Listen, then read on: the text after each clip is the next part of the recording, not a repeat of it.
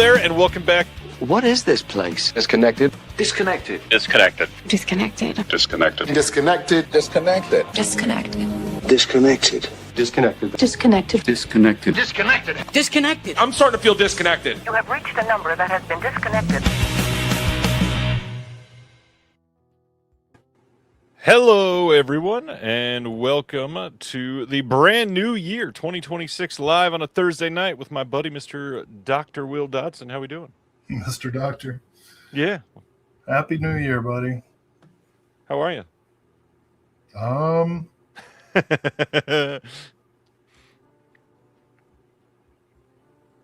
Ask me later. Yeah, tonight, after announcements, we're going to get over a wrap-up on 2025, looking forward to 2026. Lots of stuff to talk about. We both kind of had a crappy end of the year that we'll be talking about a couple things. And Actually, I'm mad at you right now. What did I do? Okay, I fixed it. Like, defaults to this new weird... The vertical stream? Vertical stream, which is... What is that? Vertical stream? People are watching on their phones, man. We gotta cater to them. You know, this is what I have to say to people who are watching it on their phone. Okay. Barely visible. I'm not even sure exactly what you're showing. Well, maybe because you're watching it on your phone. I am not. I was showing my David Lynch T-shirt. Rest in power. Yes. Okay. Mr. Dr. David Lynch. Anyways, we got a lot to talk about that tonight. Oh my God. 2025 sucked. Like, regardless of your political point of view, yeah, objectively, everything was awful. I mean, yeah, a lot of things were pretty terrible. I won't say everything was awful, but most things were awful. No, I mean, like, that's what's so weird about it. Like, I feel weirdly guilty about all the cool things that I personally got to do this year. Like, this year was better than 2024 for me personally, but for the world, no. And I'd agree with that. You know, I grieve for the people of. This is not the way you want to start the show. But I start with death. I grieve. I grieve for the people of Sudan, of Gaza, of the West Bank, of Israel, of Ukraine, of Russia. Oh yeah. I hate all governments everywhere now. Yeah. And regardless of how you feel about our government, like whether you think that this needed to happen or didn't need to happen, it still sucks. Yeah, it's true. And we've lost so many icons of the arts. Freaking Ozzy Osbourne is dead. Yeah. David Lynch. Rob Sly Reiner. Stone. You know, like we could spend the next 3 hours just listing all the people. Yeah. I'm even sad about Brigitte Bardot. I get it. Despite her abhorrent politics, she's still an icon. And some of the stuff she said about me too was like funny. I have to give it to her. She was like, if a man is talented, he should be able to slap your ass. So rest in peace, Brigitte Bardot. She did a lot of great stuff for animals, both of the animal kind and the human. And the filmmaker. So you know, I've been looking forward to this because I get to play the fool for a few hours, and that's nice. But I'm really sad. Actually, the saddest thing for me, I was just informed by Ryan, I can't talk about until the very end of the show. So anybody who's listening, if you want to hear the saddest thing that happened, in my opinion, you're now going to have to wait as we get through 73 partner label announcements. Let's be honest here. There's not even 73 total announcements, let alone just partner label announcements. I'm kidding. Of course. As I just said, I play the fool. Yeah. Oh, you play it well. No, it's been a fun couple weeks. He says wistfully. It's been it's been a hell of a year. These last 2 months is the way that I feel. That's for sure. Yeah. So everybody who's watching, thanks. Happy New Year to you. I hope that you're doing well. Josephine, I'm like for on all the movies that you asked about. In the Even worse, I can't even see Josephine's chat. I can't see the comment at all. I wrote them all down and then promptly set my paper over there. But if you tap the comment, because you can see it, it'll bring it up on the screen too. Since you're an admin, what am I tapping? Go up to the comment, put your cursor over it. How do I? Man, for people watching, I have to do this sort of thing. Oh, I'm sorry. Am I the host now? Is that what I'm doing? You are an admin account on this. There you go. Look at that. I'm glad somebody likes my political takes. Last time I got lectured on my simplistic view on wealth taxes. Whoa, you haven't seen Forbidden Zone? Oh yeah. I've seen Forbidden Zone. The Corman. Yeah. I was gonna say that's. Oh, look at that. That looked like it was climbing up on your shoulder because of the couch. Great to see the cat. Yeah, this is Valentina. She's in heat, so she likes me the best right now. Mary's here. Happy New Year there, Mary. So are you seeing the comments now? Oh, well, I was seeing all of them except for the ones that came in early this week for some reason. I'm not sure why that was the case. But yeah, I'm glad everybody's here. It is going to be a hell of a week. It is a lot to talk about this week because we've got Vinegar Syndrome this week, but we don't have Arrow, which you and I normally do. They did it early. Shout Factory will be on Monday, so we don't have them. But yeah, we got an odd slate to cover this week. There's some things I hope I get to talk about. I can't remember when they were announced. But I feel like we jumped over an important controversy. Why is it that you're now privileging viewers who watch on their phones? I'm not privileging. I'm giving them an opportunity too. There's two different ones. Yeah, but it defaults to. Oh, I don't know. I also to try to make it less confusing for people, I wrote the words portrait and landscape in the titles, so you know which is which. See if that works. Nice neck warmer. He's a cute one. Tonight, after our announcements, we're going to talk about some stuff from this year, talk about what's coming up in 2026, roll over some personal stories for stuff that's been happening to us lately, and we will happily try to discuss as much as we can. We'd love to hear stories from everybody else, stuff that was great for you this year, stuff that was personal or vulnerable that you want to share. We'll happily cover those as well. But before we get there, our usual stuff, you want to highlight anything new that you've watched in the last month, sir? Sure. So it was the season for Yuletide cheer. And so I watched a bunch of Christmas movies. Starting with a movie that's actually not a Christmas movie, Christmas in July by Preston Sturges, which I've been wanting to see forever and did not realize, A, it's only 67 minutes, and B, Sam Deegan commentary. So the movie was great. I'm going to listen to the commentary in the coming week. Surprisingly socialist view of the world. So I enjoyed Christmas in July. I recommend it to anyone.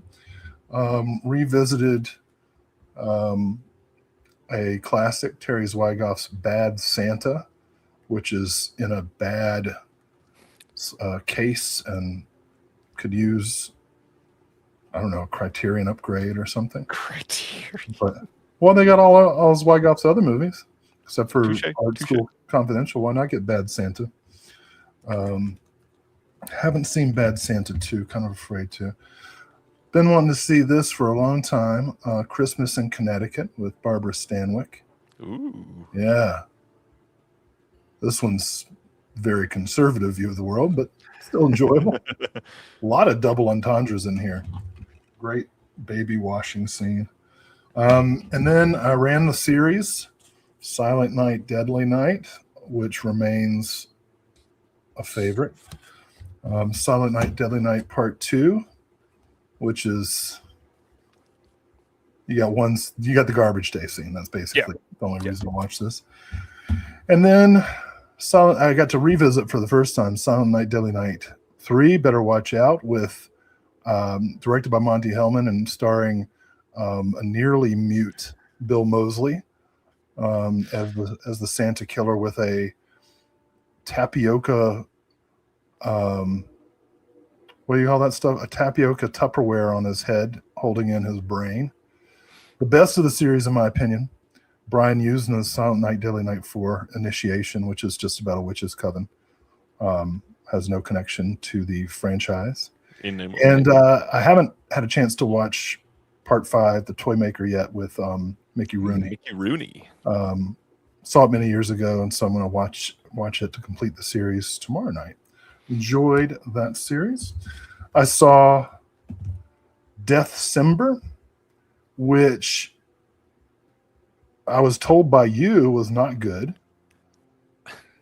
I would love direct quotes rather than these words that you put in my mouth. What did I put in your mouth, Ryan? I did not say it was not good. I've not seen it. Uh-huh. I said I was told by others that this is not good. Others lied.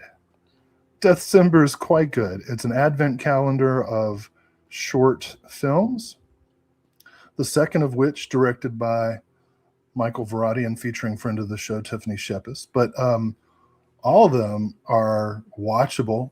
Even the lesser ones are short, so you're immediately moving on. Halfway through, you get a Ruggero Deodato short film that is hilarious. Deathcember, recommended. 2 discs from Culture Shock. Disc 1, the film is 2.5 hours long because it's 24 shorts. And then disc 2 is all extras, interviews and making ofs and stuff. So really enjoyed that. Watched the Advent Calendar on Shudder. Nice. The Belgian French Christmas horror film about a paraplegic. Are you allowed to say that? I believe so, yeah. As long as there's 2 of them. A person with paraplegia who encounters a magical advent I should calendar. not have said that. I'm so sorry. Well, I did person first. And then I watched my favorite Christmas film of all time. And this is where I'm really going to lose the audience. 4 Christmases. I love this movie so much. Every review of it says that it is joyless. I disagree. I think this film is joyful. Reviews suggest that Vince Vaughn and Reese Witherspoon didn't get along. Don't care. I love this movie. It's so funny. 3 of the 4 Christmases are hilarious. And the fourth one is so heartwarming it almost makes you forget that it's John Voight.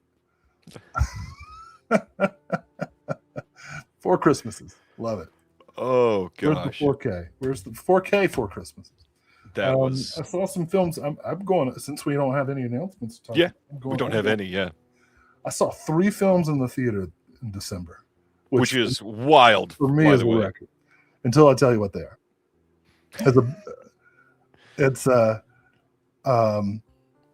I saw The Shining in IMAX. Incredible. With my friend John Daly and our friend Phil Jarman of the Spook House podcast. Then took my daughter to see Five Nights at Freddy 2. Oh my God.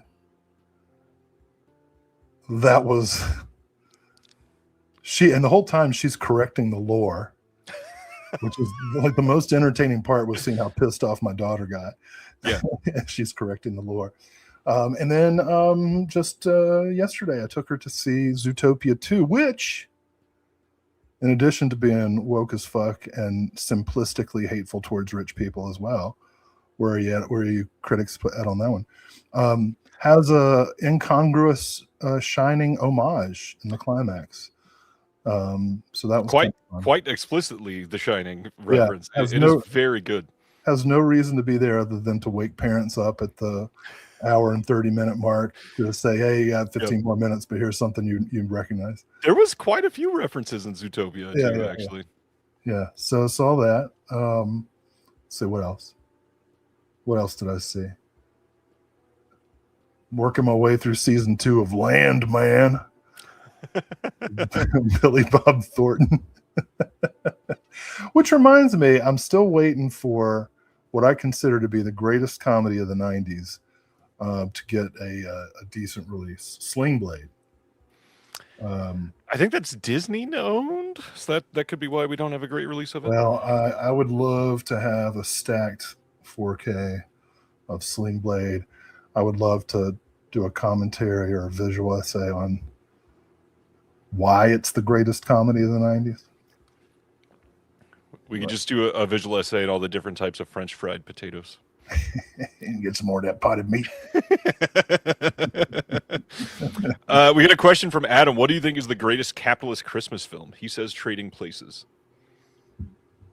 Home Alone 2. Home Alone 2 should be up there. I think Jingle All the Way should be up there. Never seen that one. I guess since I love Four Christmases so much, at some point I need to see Fred Claus. Or, never mind. I was going to say Ferd Claus, but that's only a reference for a few people. There is a stack of Christmas movies that I haven't watched yet. I'm gonna have to bleed them into January, but I'm gonna watch White Christmas. Yes, Virginia, there is a Santa Claus with Charles Bronson. I almost said Charlton Heston. Santa Claus the movie, that weird '80s one with Dudley Moore as a elf. And what else? Oh, the Rene Cardona Sr. Santa Claus. And finally, Rare Exports. Great movie. Great movie. Great movie. Watching all those. What else did I watch this month? I rewatched 5 Easy Pieces, which I hadn't seen in a long time. That was something. Watching rich kid cosplay as a working class feller. Nice. That was kind of fun. Yeah, had a pretty good run there. Not even listing them all, but those are the main things I watched. How about you? What did you see this month? I watched a lot this month, but since I do this every week, I'm going to just share 2 from this last week. I caught up with Marty Supreme. That just came out and everybody's talking about it. So I won't say too much, but I will say it's freaking stupendous. It is possibly my favorite of the Safdie brothers films at all so far. I feel like it's better than Uncut Gems, which I truly enjoyed a lot. And I adored Good Time, but I will watch Marty Supreme any day over Good Time. Timothy Chalamet was shockingly great. There was a lot of people that disappeared into like borderline cameo roles. Like Penn Jillette is in it for 2 scenes, and he is just genuinely unrecognizable and incredible in the film. Really well acted, just very engaging story. And I will say, probably the movie this year that kept me more surprised than any other film. Like literally any scene, you could have asked me what was going to happen next, and I would have been wrong literally every single time. Loved that about it. That's the ping pong movie. It is the ping pong movie, although funny enough, that's not a huge portion of the film. They sure leaned on it in the marketing, and it's obviously like the crutch of the film, but it's not but maybe a third of the story. How does it compare to Balls of Fury? I will say it's slightly less comedic. Balls of Fury was a wild movie. Hey, you know what I did see? There's a new show. I can't remember what streaming service it's on. There's a new show with Anthony Edwards from the Minnesota Timberwolves, the basketball player, you know? Oh, yeah. Where he just plays sports with other people. And the first episode is him playing ping pong against some football player who's like smoking the biggest blunt that's ever been rolled.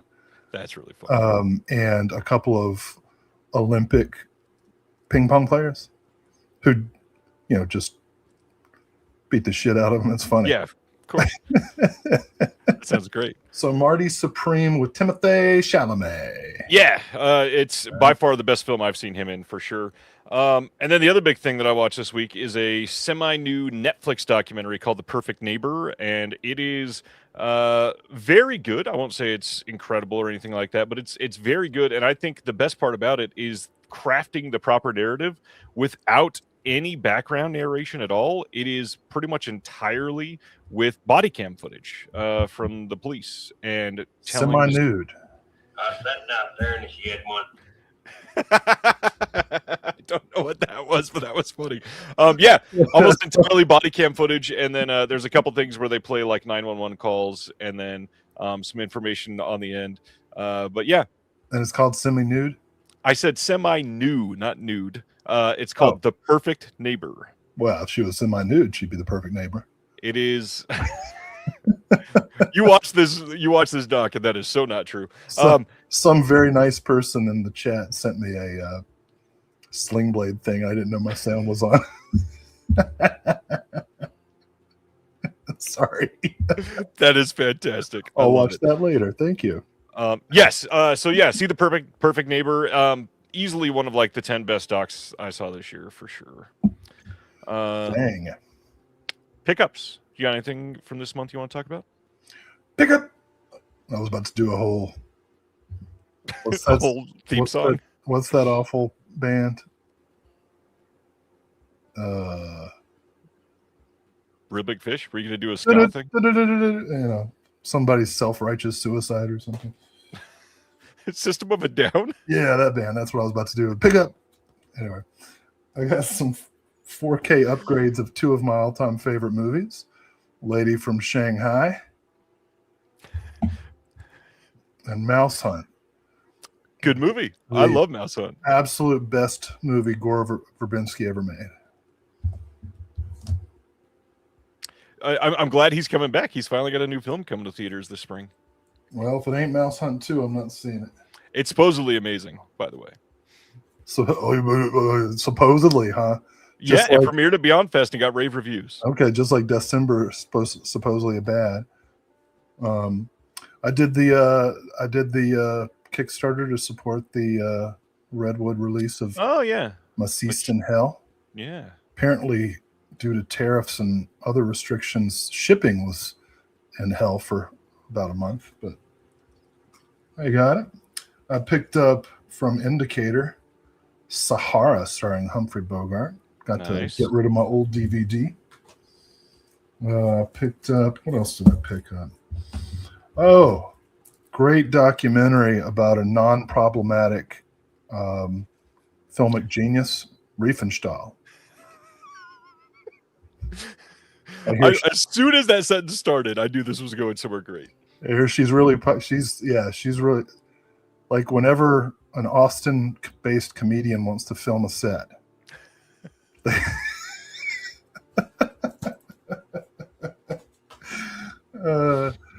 I picked up a Fred Astaire Red Skelton musical, Three Little Words. Is that Warner Archive on that one? Yeah, pretty excited about that.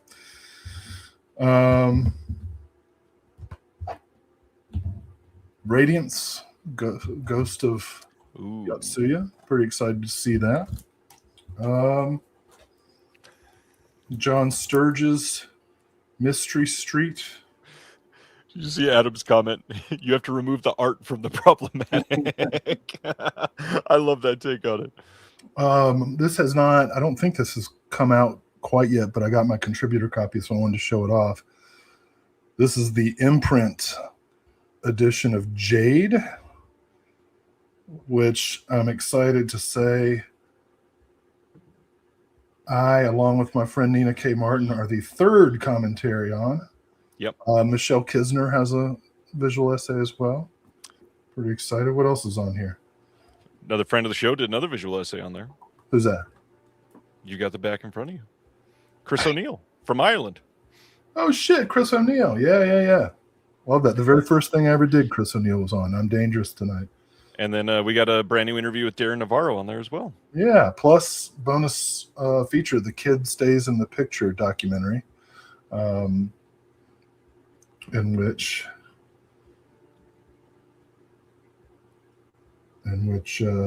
Bob Evans is semi-nude throughout. So I'm pretty excited. If you don't have the Vinegar Syndrome, or if you do have the Vinegar Syndrome, you should pick up the imprint version of Jade. Yeah, if you love the movie, this is by far the version to own. It is a pretty stellar increase over the VS. Last thing will be a promo, also a promo. A book that I'm in just came out. Oh, I thought you were going to show the other title and hide the nipples. Oh, no, we did that last month. You just got it in the mail from me. Right, but we talked about it last month. Ryan is referring to Joe D'Amato's The Hyena on 88 Films. No, this is a collection of essays edited by Gloria Monti and Martin Schingler called Comebacks, The Return of the Aging Film Star. It's a collection of essays about final films of a wide range of actors. And my essay is on Woody Strode. Oh, that one. Nice. Yeah, so I'm really excited this is out. It came out straight in paperback, so it's affordable. Nice and affordable. Yeah. I love that we went with the same word. All right. So, what about your pickups? This came out on November 15th, and I Oh. just got in the brand new issue of the Physical Media Advocate. This was meant for Christmas and received it after Christmas. This is, I think, our longest issue yet. This thing has 60 pages in it, which is insanity. Completely chock full. We got a dedication to Drew Struzan there in the middle. Nice wide piece on Paul Thomas Anderson. All kinds of great stuff. Check it out. This is maybe my favorite issue we've done yet. It's pretty up there.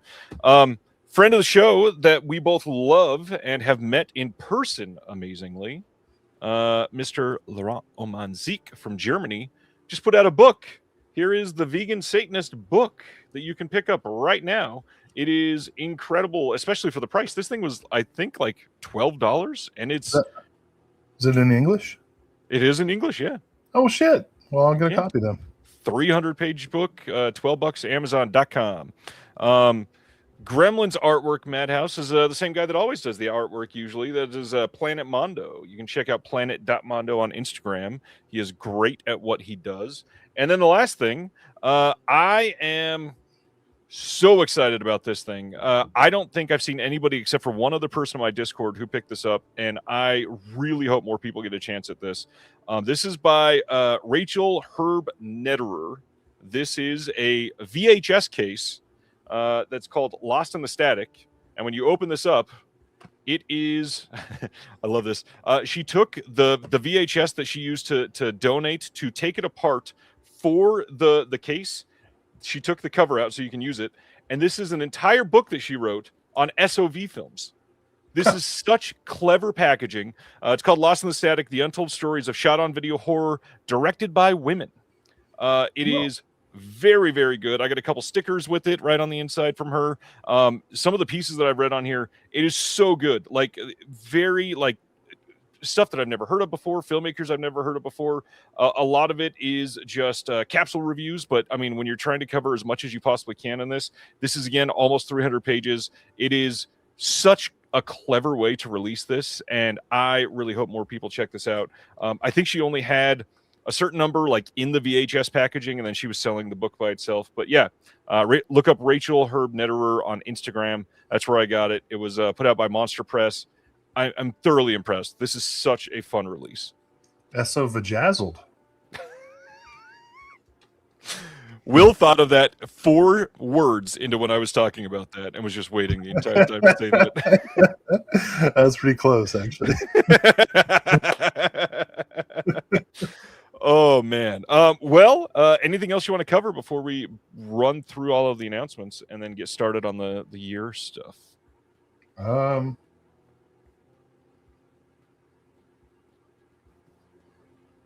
feel like there was something. I'm really bad about long silences on your podcast. Yeah, kind of. Sometimes. Well, I feel like they add dramatic weight. Do you? I don't like those podcasts where it's just like da da da da da da da da. You know, I like a chance to take a breath and really feel the weight of the idea exchange. Okay. You know, it was the season, the holiday season. It was the new year. It was a dark year, but it had some bright things in it. And like, who would have thought in 2026, you know, Marjorie Taylor Greene would be my ally on everything not related to human rights. We're still not on the same page for human rights. Nope. But for the partisan divide, we're aligned. You know, it's a weird time. I'm trying to be optimistic. 2026, baby. I'm hoping it's going to be a good year. I can't believe it's 2026. You know, like.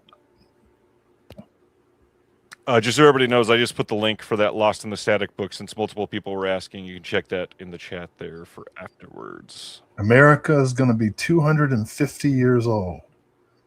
One of the youngest countries in the world.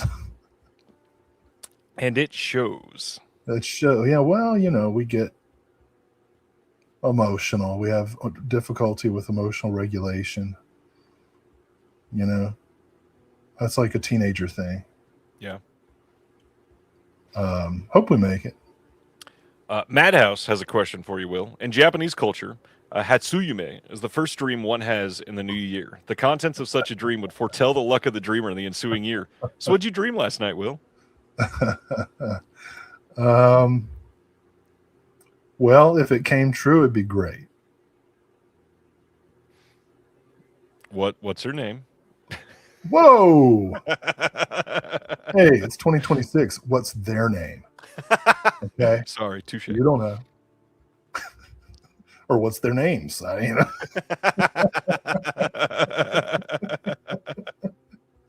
No, I don't remember any recent dreams. Ever since I started taking sleep gummies, I get these really vivid dreams, but I don't remember them very well. What's the question? Say it again. What was the first dream that you had in 2026? It's that simple. Whatever dream I have tonight, I guess. I fell asleep at like 7 o'clock last night. I wish. God, I wish. Then I woke up and I finished Silent Night, Deadly Night 4. Oh, you know what else I finished? A movie that I started in the theater and walked out on. Dangerous Animals. Good movie. It came on to Shudder, and so I watched the last 50 minutes, the part that I hadn't seen. I disagree. I didn't care for it. You're a shark like me. I liked it. I don't know. You're a shark. I didn't care for it.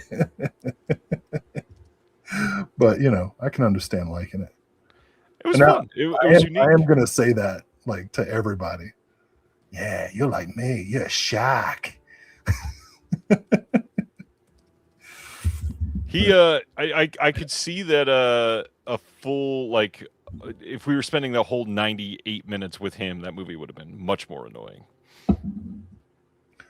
Oh, yeah, we could spend quite a bit of time listening to those two fucking millennials talk about roles, dinner roles, and commitment issues. Oh, my God. I wish the Sharks had gotten all of them. Oh, man, that's great. All right, let's get into announcements so we can get through this and talk about some of the heavier stuff. Let's start by bringing down the hammer. Hammer Films announcing that on March 9th, they are putting out a 4K Blu-ray dual format package of Spaceways from 1953. Have you seen Spaceways? I've not seen this one. I've not seen Spaceways. So this says, Howard Duff, known to posterity as the definitive radio Sam Spade, stars as a pioneering space engineer embroiled in murder and espionage in this early 50s Hammer space noir. This is going to have a new commentary with friend of the show, Heidi Honeycutt, and Sarah Morgan. We got a new commentary on this one as well by David Flint. We've got lots of extras on here. For anybody that is not paying attention to Hammer Films releases, they are like setting the bar on what you should include as far as exhaustive supplements from, especially from the archives, because Hammer has access to so much from the not only just like the Hammer archives themselves, but from British history. So much of it was properly stored and archived in a way that was accessible. They are absolutely crushing it, and most of their stuff is coming out region free, so there's no excuse if you're into these films not to get them, other than they're priced. And if that's the case, check out the standards. They're not that bad. Huge booklet on this. We've got new writing by Heidi Honeycutt, Andrew Pixley, Sarah Morgan, Neil Sinyard, Miriam Belinskew, and Robert J.E. Simpson, plus some articles by Hammer expert Wayne Kinsey. Lots of stuff on here. I'm looking forward to Tim Lucas discussing spaceways and sci-fi films of the period with Stephen R. Bissett. That sounds like an incredible conversation. Yeah, I'm in it. This definitely has the seal of approval from several people I respect, chiefly Tim Lucas and Heidi Honeycutt. So, yeah, sweet. All right, next up, we've got Kino Lorber someday putting out a Blu-ray of Unearthly Stranger from 1963. This is one that is directed by John Krish. I've never seen this one. I love this poster art on this, though. Yeah, I'm into that. Another one that I'm unfamiliar with, but what a cast. John Neville, holy cow, yeah. Gene Marsh, who we also lost this year. Gene Marsh, created probably my number 2 favorite TV show ever, Upstairs, Downstairs. Plus had a memorable one scene in The Changeling. And of course was the evil Bavmorda in Willow. Can you hear me okay? I leaned back from the microphone to accommodate Kitten. You did. It's a little light, but it's pretty clear. I just want to say that I loved Willow. Yeah. Adam says this is very fun, small-scale sci-fi. And honestly, I miss small-scale sci-fi. Not everything has to be the end of the world. All right, next up is Kino eventually releasing a 4K of 1982's The Seduction. This is going to be a brand new 4K master. They do not mention HDR, which they normally do on these, so one thing to keep an eye out on. It's the same director as Tourist Trap. This is a fun movie. This was released previously. Have you seen this one? Got Morgan Fairchild in it? Yeah, I saw that back in the VHS days, so I'd be happy to see a nice restored version. Yeah, hopefully this looks great. All right, next up, we've got a fundraising campaign. Christopher Bickle, who is indie filmmaker that's put out, I think, 3 films in the last 6-7 years, something like that. They've all been getting increasingly much more fun with every release, and they've all been pretty decent for essentially being done completely on a shoestring budget. I am very, very excited to see what comes from this one. He's been hyping this up for quite some time. He's putting out a project here that he is calling, this one is, Cut to Red is the title of this film. And he put out a short film called See You on the Beach, which is a short film that is essentially a proof of concept film. He is from, I believe, Aaron, I see you in the chat. I think he's from South Carolina. Is that right? He's from that side of the country, does most of his shooting there, gets some really fun people involved. He is making some good stuff. He's the same guy that did Pater Noster and the Mission of Light last year, which was, or maybe that even came out this year. He's working very, very quickly. He also did Bad Girls and then The Theta Girl before that. Really great stuff. And what is interesting here is Kickstarter and Indiegogo have caused so many problems for so many creative types that Chris is trying to just ride on his reputation and say, fuck these fundraising campaign sites that take all your money and try to do things to be shady to people that are supporting you. We're just going to do it ourselves. So essentially, you can go to a site right now that is cuttored.com.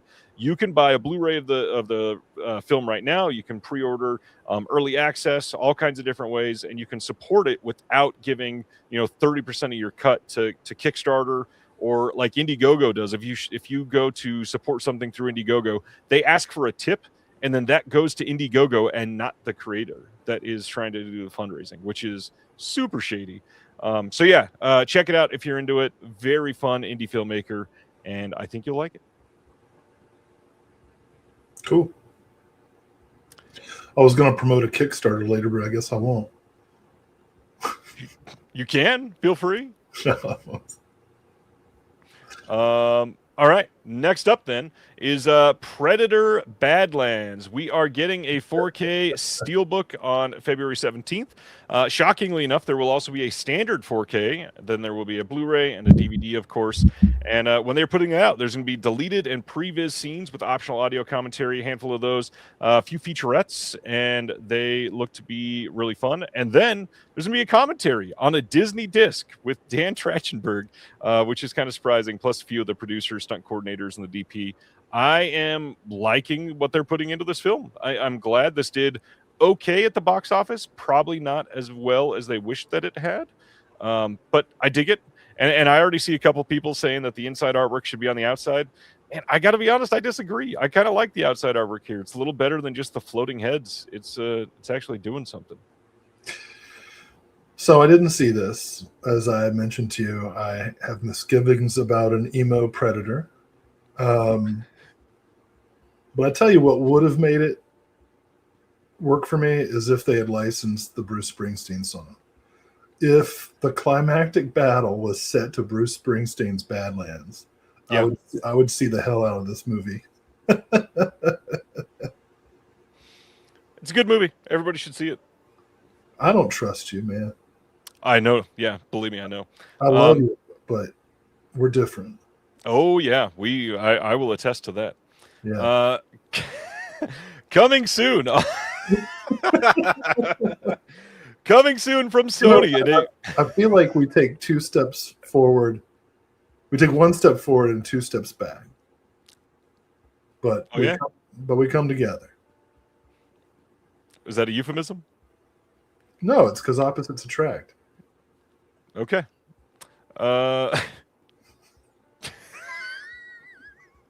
Coming soon from Sony Pictures is a 4K Steelbook, a standard 4K, a Blu-ray DVD of the brand new seminal film Anaconda, which people growing up with this one, I'm sorry.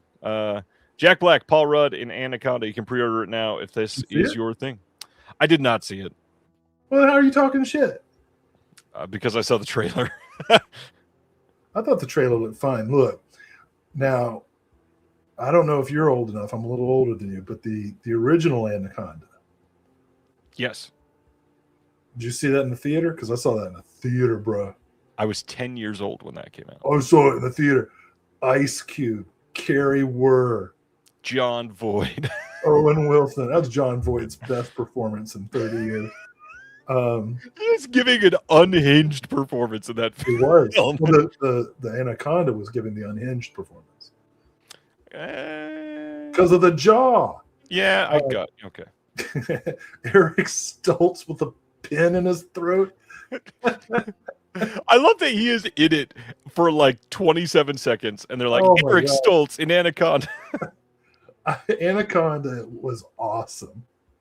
I actually had misgivings about this new one because it's too straightforward a comedy. I'll probably see it on streaming, but the original Anaconda, choice. There are a shocking number of shots in that first Anaconda, which is literally just the camera shooting over to John Voight and him making the craziest face. You know, it was funny because there's the whole joke in Tim Burton's Ed Wood, right, where Vincent D'Onofrio was playing Orson Welles, and he's talking to Ed Wood about how he's trying to make Touch of Evil, and the studio wants Charlton Heston to play a Mexican. And then Anaconda comes out around the same time with John Voight. What is he supposed to be, from Brazil or Argentina or something? It's the best. The good old days. You know, and Carrie Wurr should have been a bigger star. I was so upset when Vinegar Syndrome put out The Prophecy 1 through 3, but didn't include Carrie Wurr's great work in Prophecy 4 and 5. Yep. When are we going to get those? Probably not now. Well, Anaconda, I don't have a problem with it. I mean, I'd see it. Yeah. All right. Will just got very happy. February 9th, there's a Blu-ray coming still in the UK from Screenbound of John Wayne's Circus World with Rita Hayworth and Claudia Cardinale. This, I don't know what's going on with the rights. This does not have an HD release here in the States, so it seems like this is the only way to get this on Blu-ray. Tell us about Circus World. I cannot wait. What do you get when you cross John Wayne, Claudia Cardinale, and Rita Hayworth, and a bunch of European juggalos? A circus. Yes, it is fantastic. Rest in peace, Claudia Cardinale. I love her. She's another one lost this year. Yeah, and one of the few European artists to die who actually was not problematic.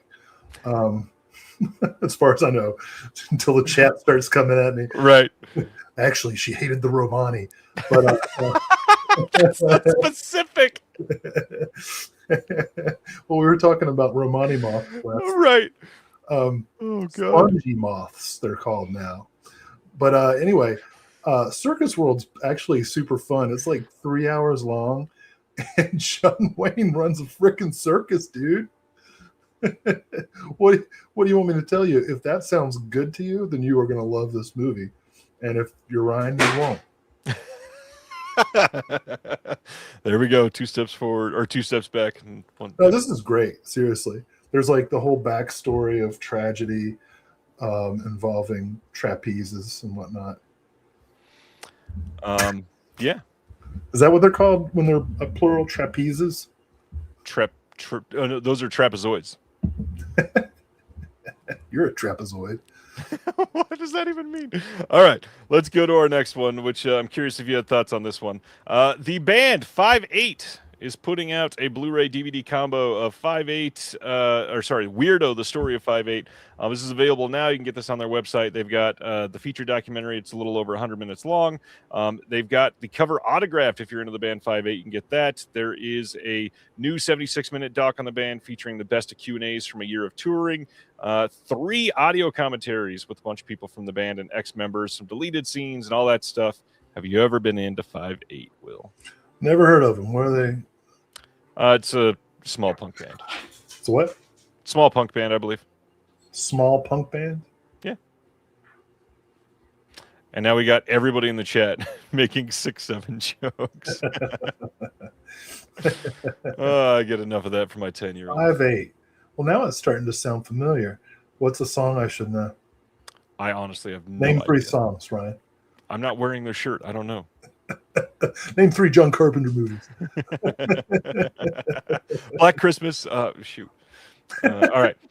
Next up, we got some artwork reveals and some date reveals and all that other fun stuff for the film Ben-Hur. Coming on February 17th, we are getting a 4K steelbook with this fairly classic cover art on the steelbook. And it is going to get a standard 4K on the same day, and this will look like that. And this is going to have a brand new restoration of the film. It's going to have Dolby Vision with HDR, and then it's going to have a Dolby Atmos audio track. We'll also have 2 brand new features, Ben-Hur Anatomy of an Epic and the cinematography of Scale. I do believe that this has dropped off a couple of the extras that were on the old Blu-ray, and it's got pretty much everything else. So, unfortunately, if this is like one of your favorite movies of all time, you might be compelled to hold on to that blue, but this will probably be a great looking 4K. Well, I'm still holding on to an old DVD set that includes the original 1925 Ben-Hur. Yep. Which is fantastic. And I hope it gets its own release sometime. I doubt it ever will. Because, like, who's going to do a deluxe release of a lesser known silent movie? Flicker Alley. Well, classic flicks, Deaf Crocodile. Okay, fine. When's it happen? Which William Wyler was second unit director on. Yep. And I believe, anyway, yeah, the Paul Behrman still got that the set with the old Ben-Hur. But I love Ben-Hur. Paul Behrman says Ben they. Well, because it's spelled H-U-R, it could be Ben Z her. Well, Paul actually said, "What about Ben him Ben they, and then Colton says, well, I mean, it is kind of Ben gay. Well, it's super big gay. All right. On the same day, February 17th, we are also getting a 4K release of All the President's Men in this steelbook. Anyways. If you are not into steelbooks, this is the standard 4K that's coming out on that same day. So and freaking Robert Redford died? I didn't think that could happen. Yep. Same thing. We got a 4K restoration of the film, HDR presentation of the movie, and then 2 new extras. We got All the President's Men, the film and its influence, and Woodward and Bernstein, a journalism masterclass. Either one of those 2 that you're after there, sir? Not the dudes. The 2 releases coming out on the same day. All the President's Men and Ben-Hur? Both. Yeah. Okay. All right, March 10th, Blu-ray coming in the U.S. from Alliance, which is Mill Creek. They just changed their name. Of The Chase from 1966. Speaking of fairly large cast, we've got Robert Redford, Marlon Brando, Jane Fonda, Arthur Penn, all in this movie. It's supposed to be great. When Bubba Reeves escapes from prison, it upsets the folks in the nearby town of Tarl, Texas. Sheriff wants to capture Reeves alive, which puts him in opposition to many of the townspeople who have resorted to mob justice. I think this got was it a Twilight Time release earlier? Yeah, that's what I have. Nice. It was in that, to make a call back to a previous show, it was in that huge box that was delivered to the abandoned house. The box floor. The going out of business Twilight sale, where I bought half their catalog, not realizing that they would all be upgraded systematically. Well, is it an upgrade if it's Mill Creek? No, I'll stick with the Twilight Time for now, but this is a good movie. Good. I like it. Next, April 7th, we've got Kim Stim releasing a film, Sanatorium Under the Sign of the Hourglass from 2024. This is a name that many people are going to recognize. And the big thing here, there is no indication that this is not going to be an OCN release. So remember, Kim Stim is an OCN partner label now. This absolutely could be released with the slipcover if that's your thing. It will be the exact same disc, but this is the wide release coming of this one. And it's by the Quay brothers. This one is going to be, it's produced by Christopher Nolan. So if you want that name attached to it, congratulations. There is going to be some extras on here, but this is, I believe, their first film. What is it? 20 years after their last feature. I've never seen anything from them, Will. So have you? Is this somebody that you've dove into a lot? No? No, don't know them. I know a lot of friends that are very, very excited about them as filmmakers. So I certainly need to look into them more because, not seen a single one. I know that over on the Deaf Crocodile Discord, they get mentioned quite a few times. Oh. Colton is excited for Sanatorium. Love the Haas adaptation. All right. Next up.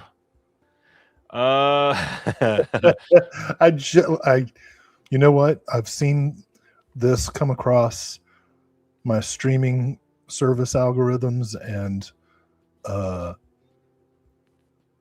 on big online behemoths, and I just at the moment that you pulled it up on the screen, I just got the pun of the title.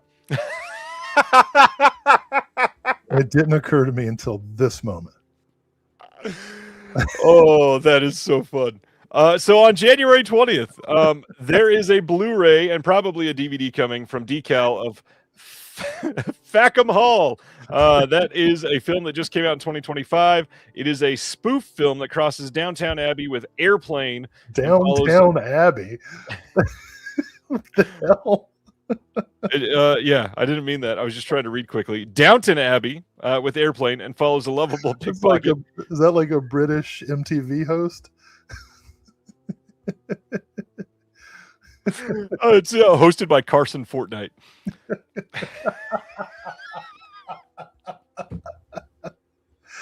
Oh, that was a super dumb joke. Speaking of, MTV just announced that they would no longer air music videos. No, MTV does not exist anymore. That was what they did. Yeah, it is completely gone. They played Video Killed the Radio Star and took it all down. I'll tell you what, and then we can talk about Fackham Hall.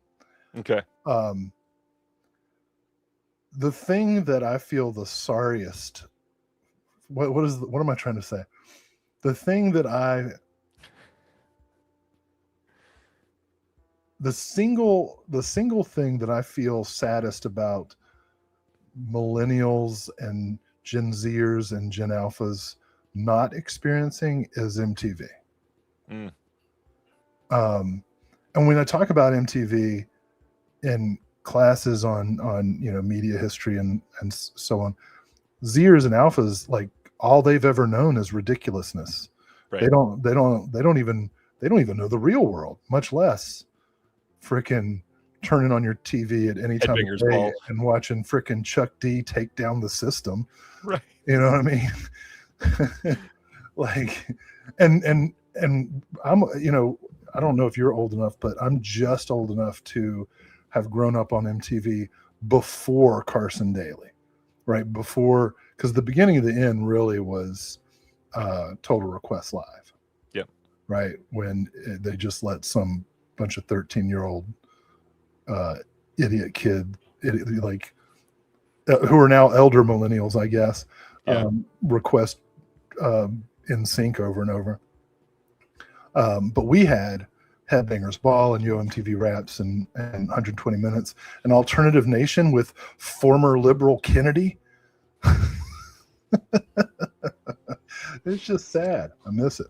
Oh, Kennedy. So here's what I have to say. Fuck them all.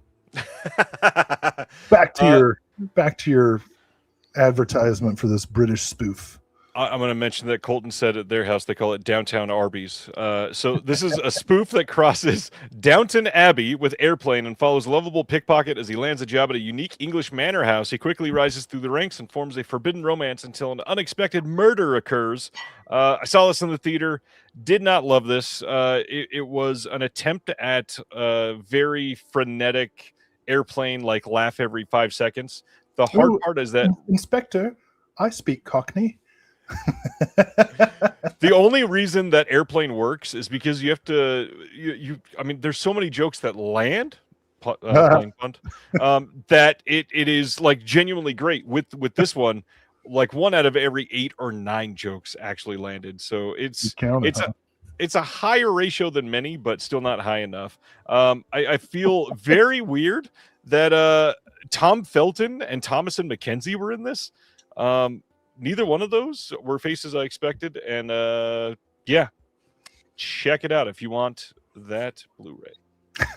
What a tepid recommendation. I'm not trying to recommend it. I'm just being honest. That's my job. Only every 8th joke lands. If you are into 12.5% of jokes being funny.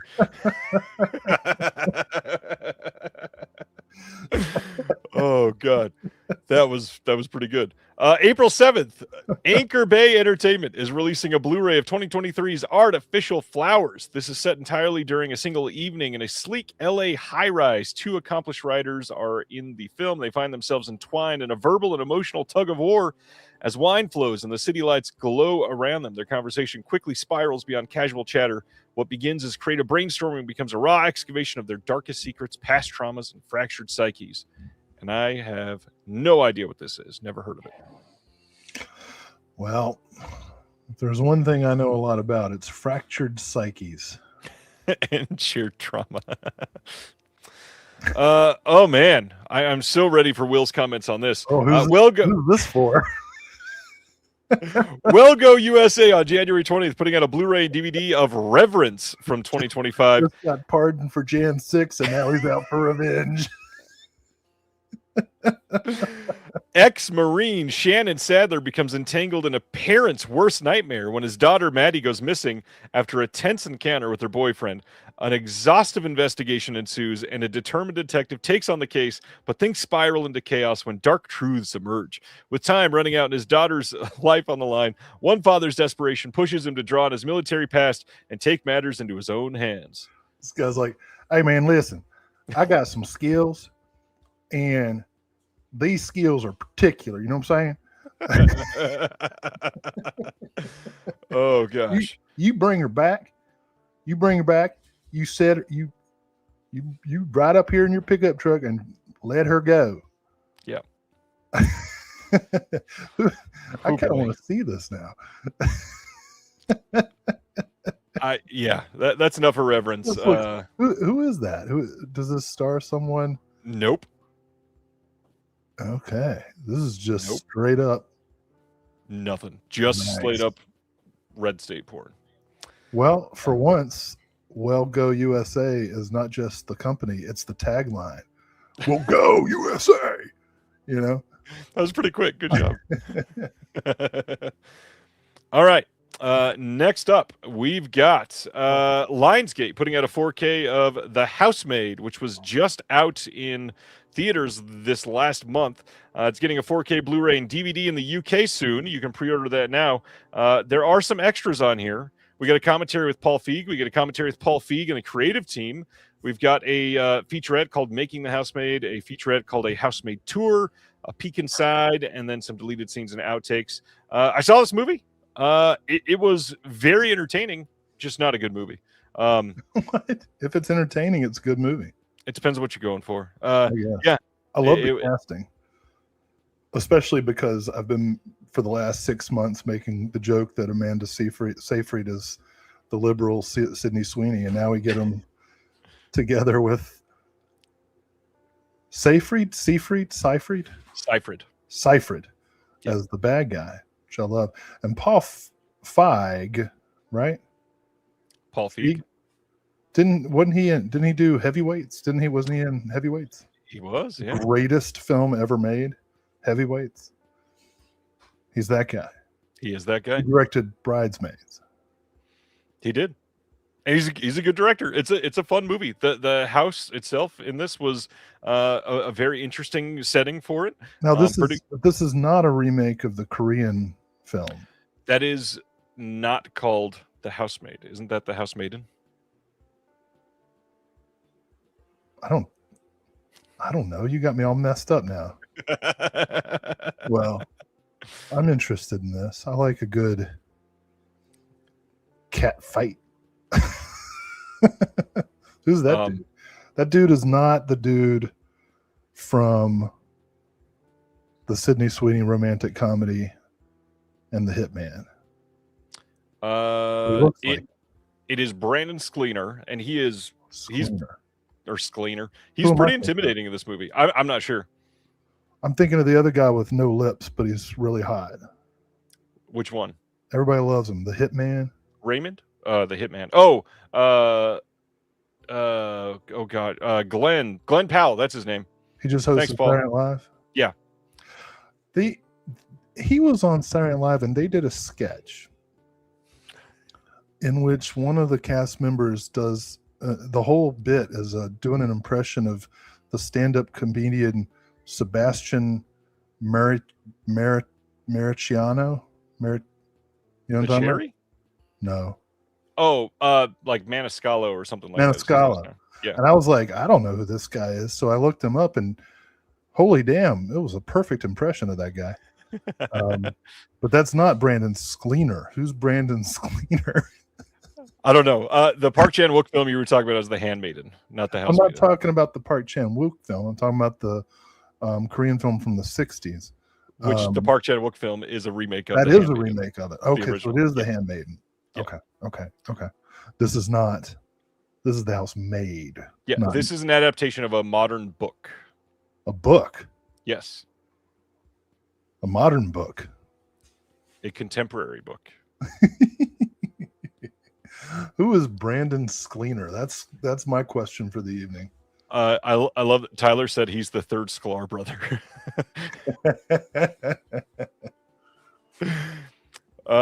He's the antagonist in Drop. He's the date in that film that came out this year. Did you? I know you didn't see Drop, but I'm sure you saw the trailer. So he's new. He's an up and comer. He's an up and comer. He's quite intimidating in this movie. Is he? This film also getting a 4K here in the US. It is coming in a digibook. You can check that out. It's not dated, but you can pre-order it on Amazon. We were going to talk about it later, but we'll just cover it now. There it is, The Housemaid. Check it out. The Perfect Gamble, starring David Arquette in what looks to be either terrible Photoshop or ruthless AI.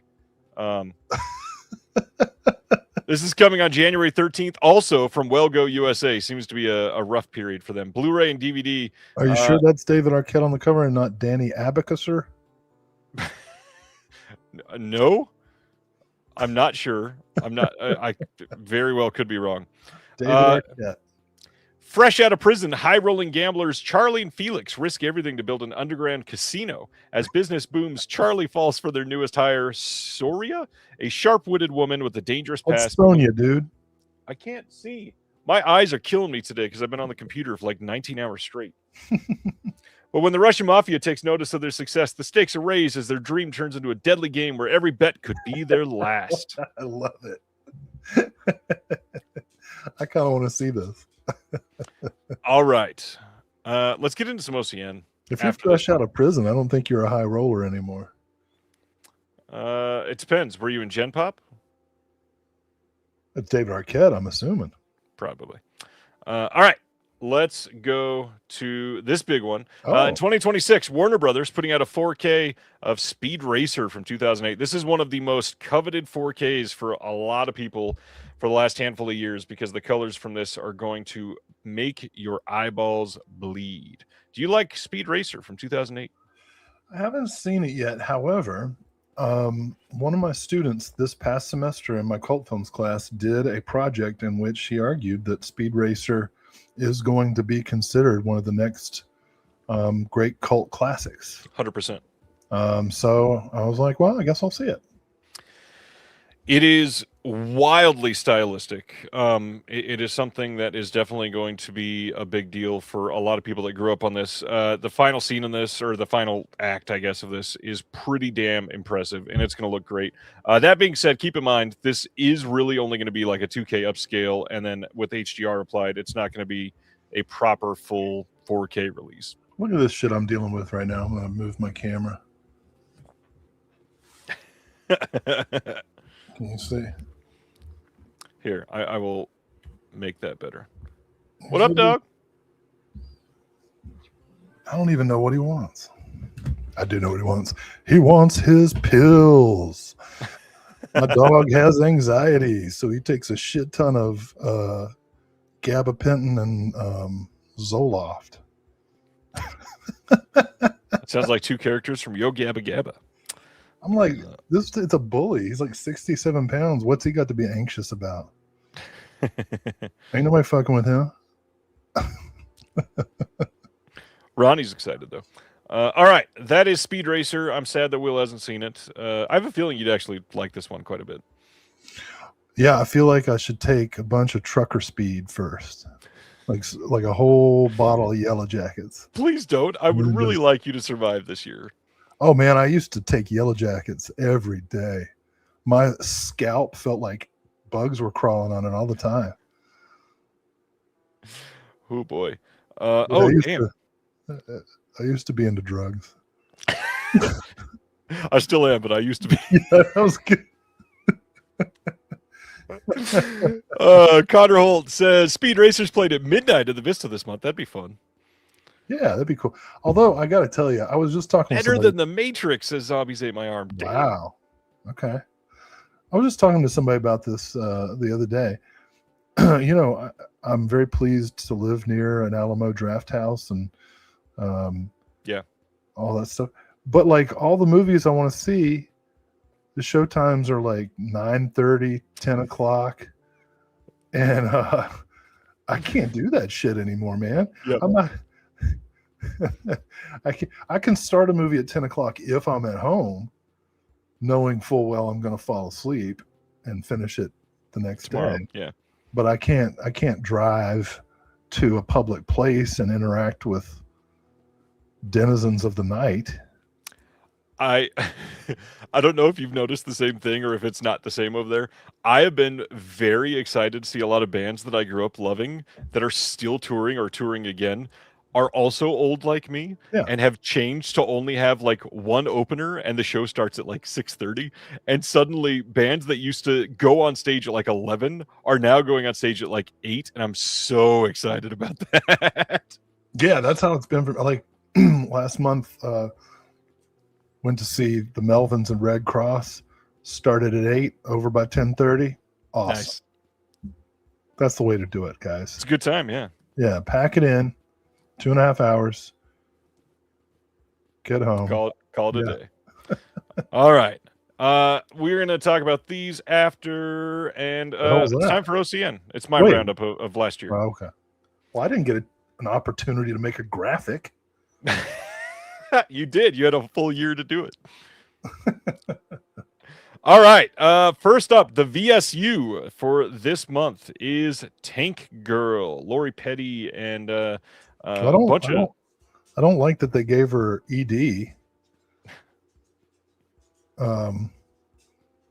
Great movie, but I don't know about that cover art, dude. Is this one any better? No. I mean, seriously though, go back to it. Yeah. That's not what she looks like. Not even a little bit. Yeah, I don't know. I mean, not that it has to be photorealistic, but that's weird. It is weird. Quite a bit. Rachel Talalay directs this, and I personally love Tank Girl. Talalay? I thought it was Talali. Oh, maybe. I've always said Talalay. I might be wrong. I'm also tired. Well, I like Rachel. I like her. Either way, I can't read. Who cares? Tank Girl's great. I think people should check it out. It is a very fun movie. You got some other big names in this. You got Malcolm McDowell. You got Ice-T, Naomi Watts. Some interesting extras here. So there is a commentary with Kristen Lopez, who was just on my channel in the last month. We got a new featurette with Rachel and Gary Baseman. We've got a new interview with Lori Petty. We've got a new interview with production designer, new interview with one of the other actors, with the casting director, a bunch of new interviews. However, there was another commentary with Rachel and Lori Petty that was on the previous Shout release that does not appear to be ported over here. So you might want to hold on to that one. It's on Umbrella though, right? It is on the Umbrella release, yes. So I have the Umbrella release. But basically, in addition to being a 4K upgrade, a bunch of new interviews too. All the new stuff. Although plus a 40-page book. It has a 40-page book also, but it's different people. Right.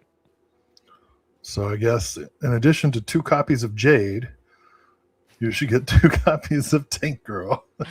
If you don't want any more shelf space, double dip on everything. So Tank Girl, how do you feel about Tank Girl? You haven't said anything yet. Haven't said anything. Haven't let you get it out. I like Tank Girl. You told me I didn't talk enough the last couple times, so now I'm like overcorrecting. Like, I talk all the time. I try to get energy out of Will. Anyway, he's so low energy. So here I am. You just didn't like that because I said thank you to somebody else who said the same thing. Talk on 10. Oh, somebody else. Okay. Like, do you want to share the story? Some rando. No, I won't tell the story. We're not even allowed to, I don't think. Yeah, sure you can. It's up to us. If it is to be, it's up to me. Any thoughts on Tank Girl? That's not it. It's good. It is good. I'm not saying it's not. I'm not arguing with you. Let me tell. Here's for anybody who's unfamiliar with Tank Girl. I was in college, 1996, 1997, right? And when this film came out on video at the Video Store Award, now I'm not, for whatever reason, this wasn't something I did on purpose. It wasn't something I shied away from. But for whatever reason, most of my friend group were in what was then called the GLBT community. Now, different order, but and especially every lesbian that I knew. Part of the pun here, and this is not meant as a euphemism, but it's not going to come out any way that is not like that. Ronnie has you pegged. Wow, phrasing. That was why I led up with that. Yeah. I'm just trying to say, of course, Sidner would call this a waste of time, but I just want to say, when Tank Girl came out, every lesbian I knew lost their minds. They were so excited to have a movie that spoke to them. And I was so happy to be introduced to it in that way. Great comic source material, and the movie is a lot of fun. Yeah, Ryan, you're putting people in awkward positions. Oh, me particularly. That is enough, Take Girl. Let's go to the next one. You're going to kowtow to Sydney. Is that what you're going to do? Yes, I am. Wow. Yeah. This is why the country is in the state it's in, because no one has the spine to stand up. Don't put the cart before the horse. Are there any other farm animal puns that we can make? I recommend Tank Girl. The other title from VS, this is coming from the main line of VS this month, is Terror Firmer from 1998. Yay. The trauma film Terror Firmer. This is coming on 4K from the original OCN, which is wild. This is going to be a 3-disc set with an absolute shit ton of extras. Tons of commentaries, tons of retrospective interviews, 48-minute brand new retrospective documentary, new featurette detailing the premiere of Terror Firmer in January of 2000, like all kinds of stuff. So much stuff that it is crazy when you go look at the website. This is one of their most stacked releases in a while. This is also going to have a 40-page book with essays by Matthew Klickstein, Alex Guder, and Heather Drain. Love Heather Drain. I showed this not in class. I showed this just as a campus event. And about a third of the audience was like, this is the greatest movie I've ever seen. Yeah. And the other 2/3 of the audience left.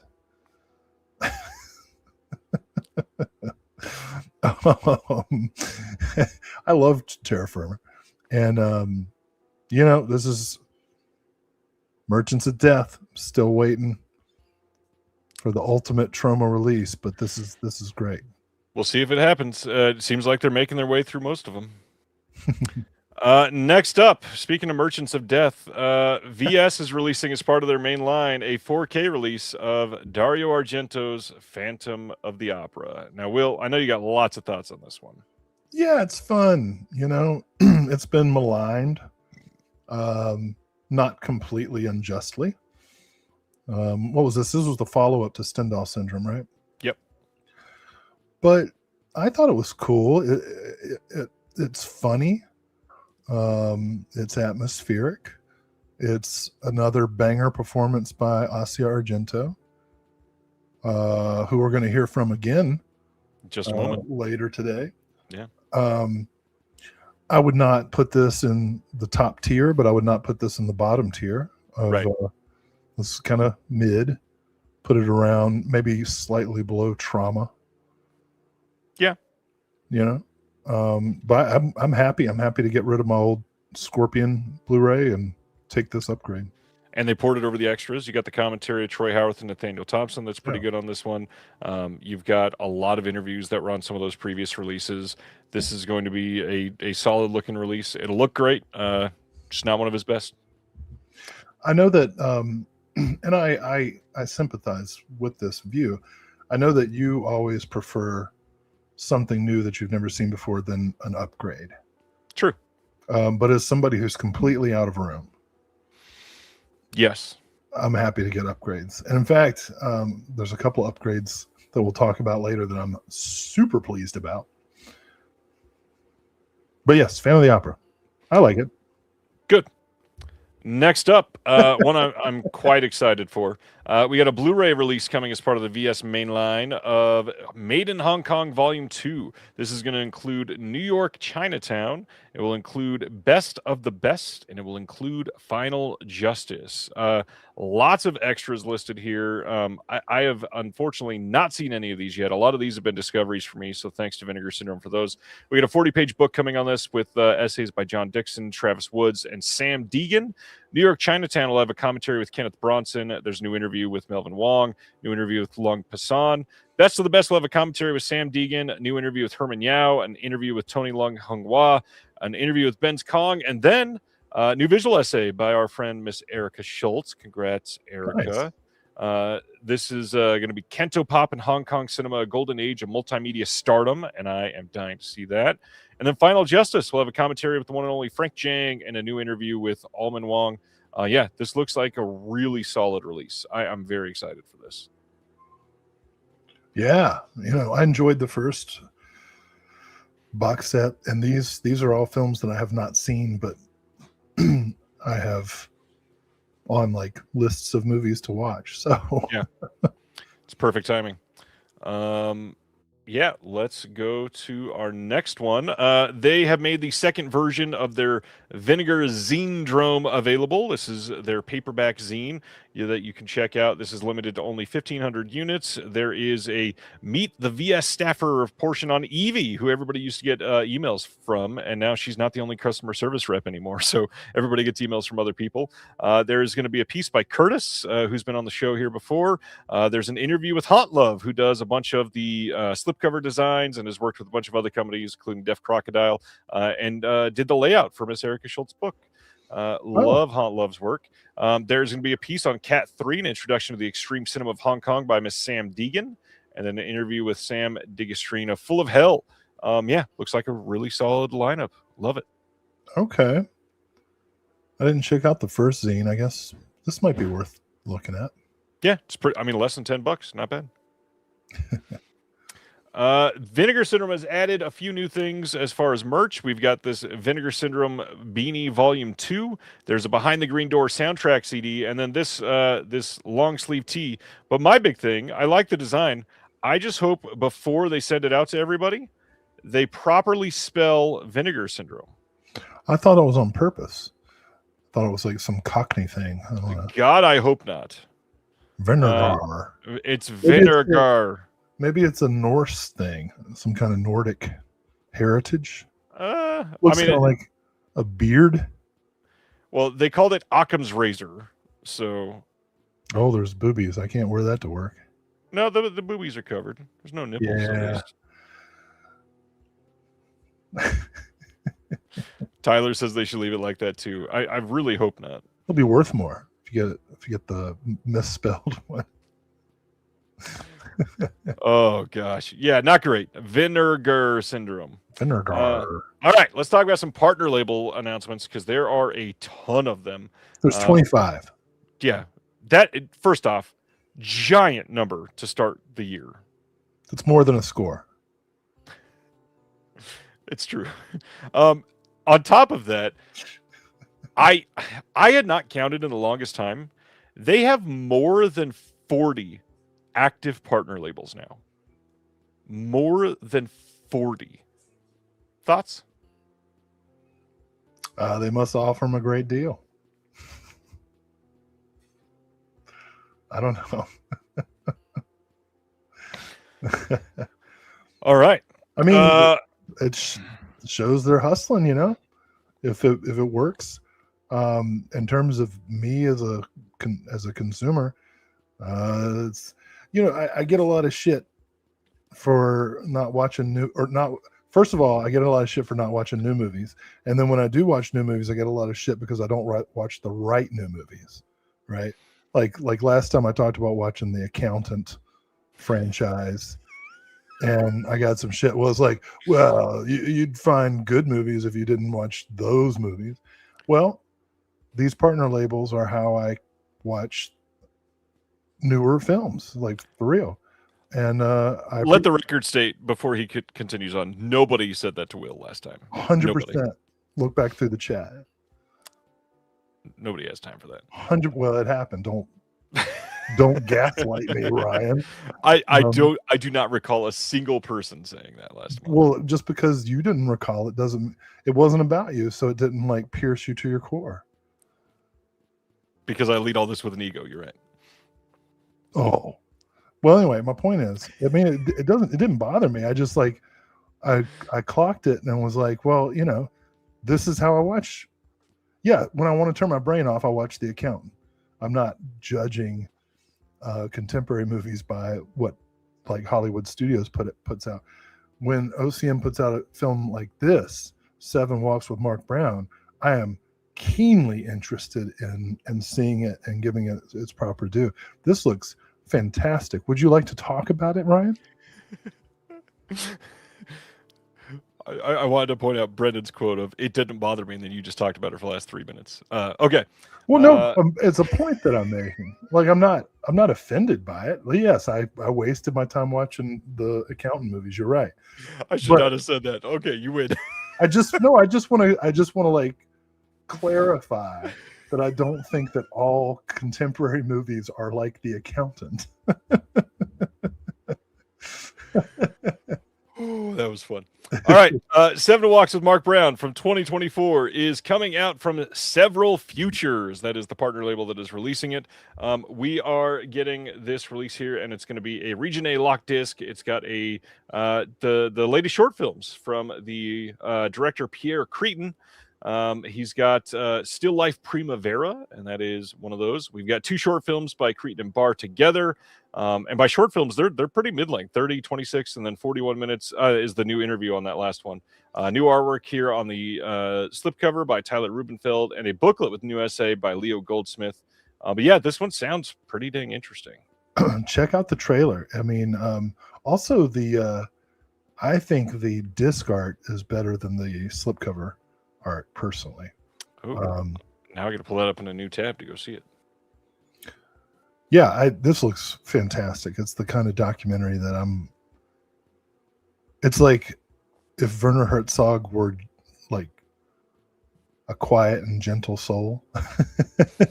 You know? Which is not to put down Werner Herzog, yeah, you're right. That is pretty good sleeve on the inside. Would you say that again? You're right. I say that often. I'm just kidding. Yeah, that looks really nice. Yeah. All right, go to the next one. Like, look, no, go back. Oh, go back. Because, like, go to the tab. Like in that one, oh, look, he's being filmed while he smells the flower, and then the slipcover, he's getting pegged by a rock. And he's like, ooh. It's not great. Will. Or maybe it is great. I don't know. Depends. What's the next one?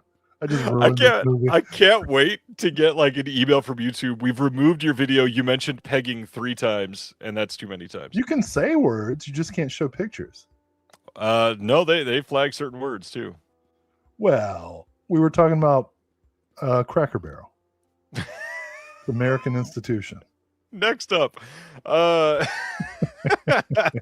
IFC is putting out After School from 2008, starring the completely non-problematic Ezra Miller.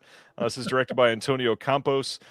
This says, Rob is a prep school kid obsessed with online porn and violent videos. When he accidentally films a drug overdose by popular girls on his camera, his obsessions become reality. Jesus, this is like a documentary of his early life? Their early life? We got a new commentary by the director on here, an archival commentary with the director, the producer, and the cinematographer. Some trailers, cell phone videos, deleted and alternate scenes with optional commentary. Those are the words.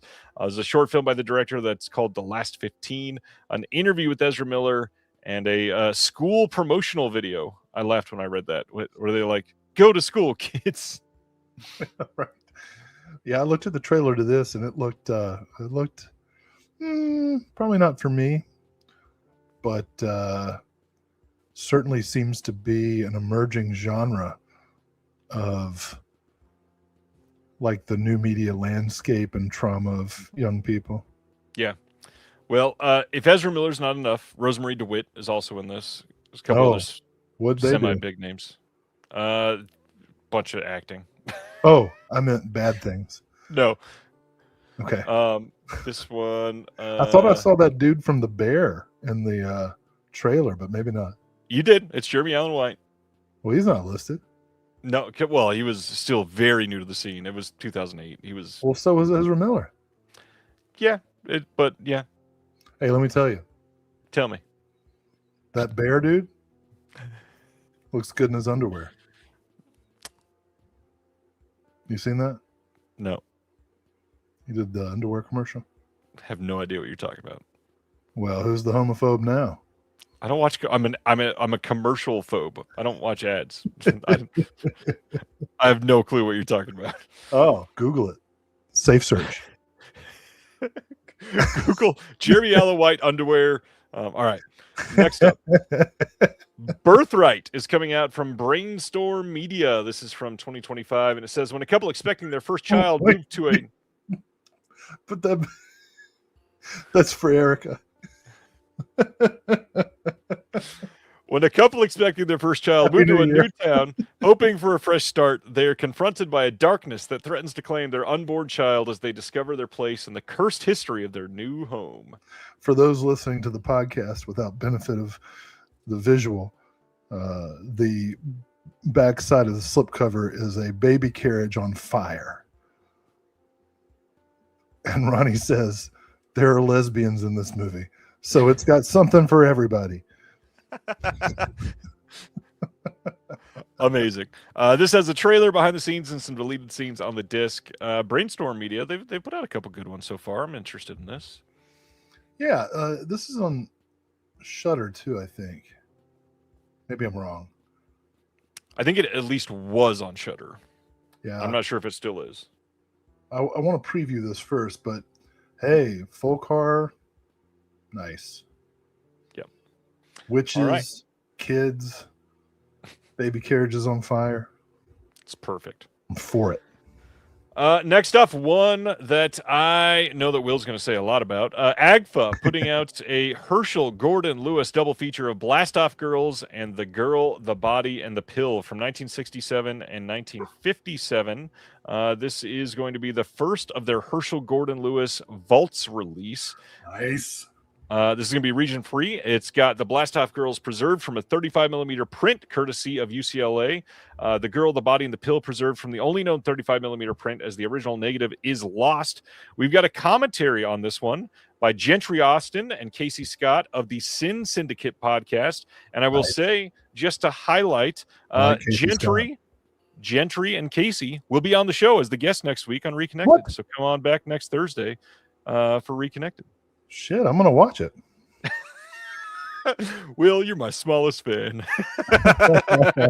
No, I listen to the.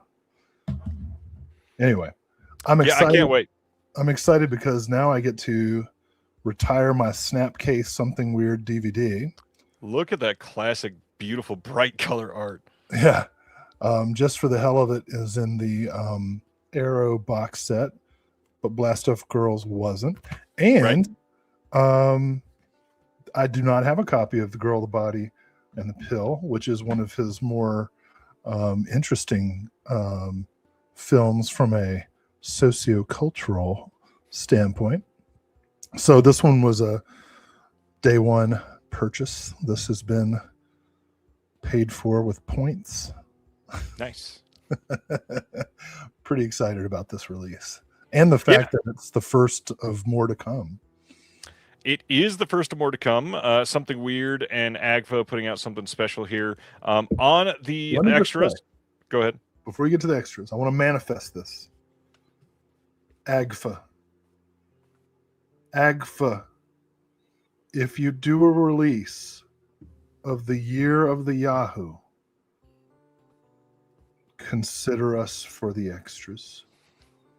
If you do a release of Moonshine Mountain, which was shot very near where I live, consider us. All right, continue. I'll send an email. This is going to have an alternate opening for The Girl, the Body, and the Pill. It's going to have an audio interview.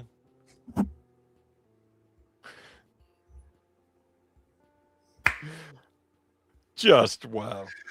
All right. Audio interview with the actress Nancy Lee Noble. There's going to be a short directed by Herschel Gordon Lewis called A Hot Night at the Go-Go Lounge. There's going to be a 51-minute collection of Herschel Gordon Lewis trailers from the Something Weird archives. A booklet with essays by Jana Jones and Gentry Austin. Look at that, Gentry on this twice. Got an essay in the booklet. I cannot wait for next week. Gentry and Casey are two of my favorite people this year. We're going to be talking about them when I round up the year because I definitely had to highlight the Sin Syndicate, one of the best podcasts out there that you could be listening to right now. I adore that show, and you should all be listening because they are fantastic. I have to say, I recently interviewed a filmmaker who knew Herschel Gordon Lewis and worked with him. And at some point, hopefully this year, we'll be able to say who it is. But I will say that filmmaker, when he found out that I was a fan of Herschel Gordon Lewis, said, I don't think that man ever said a true statement in his life.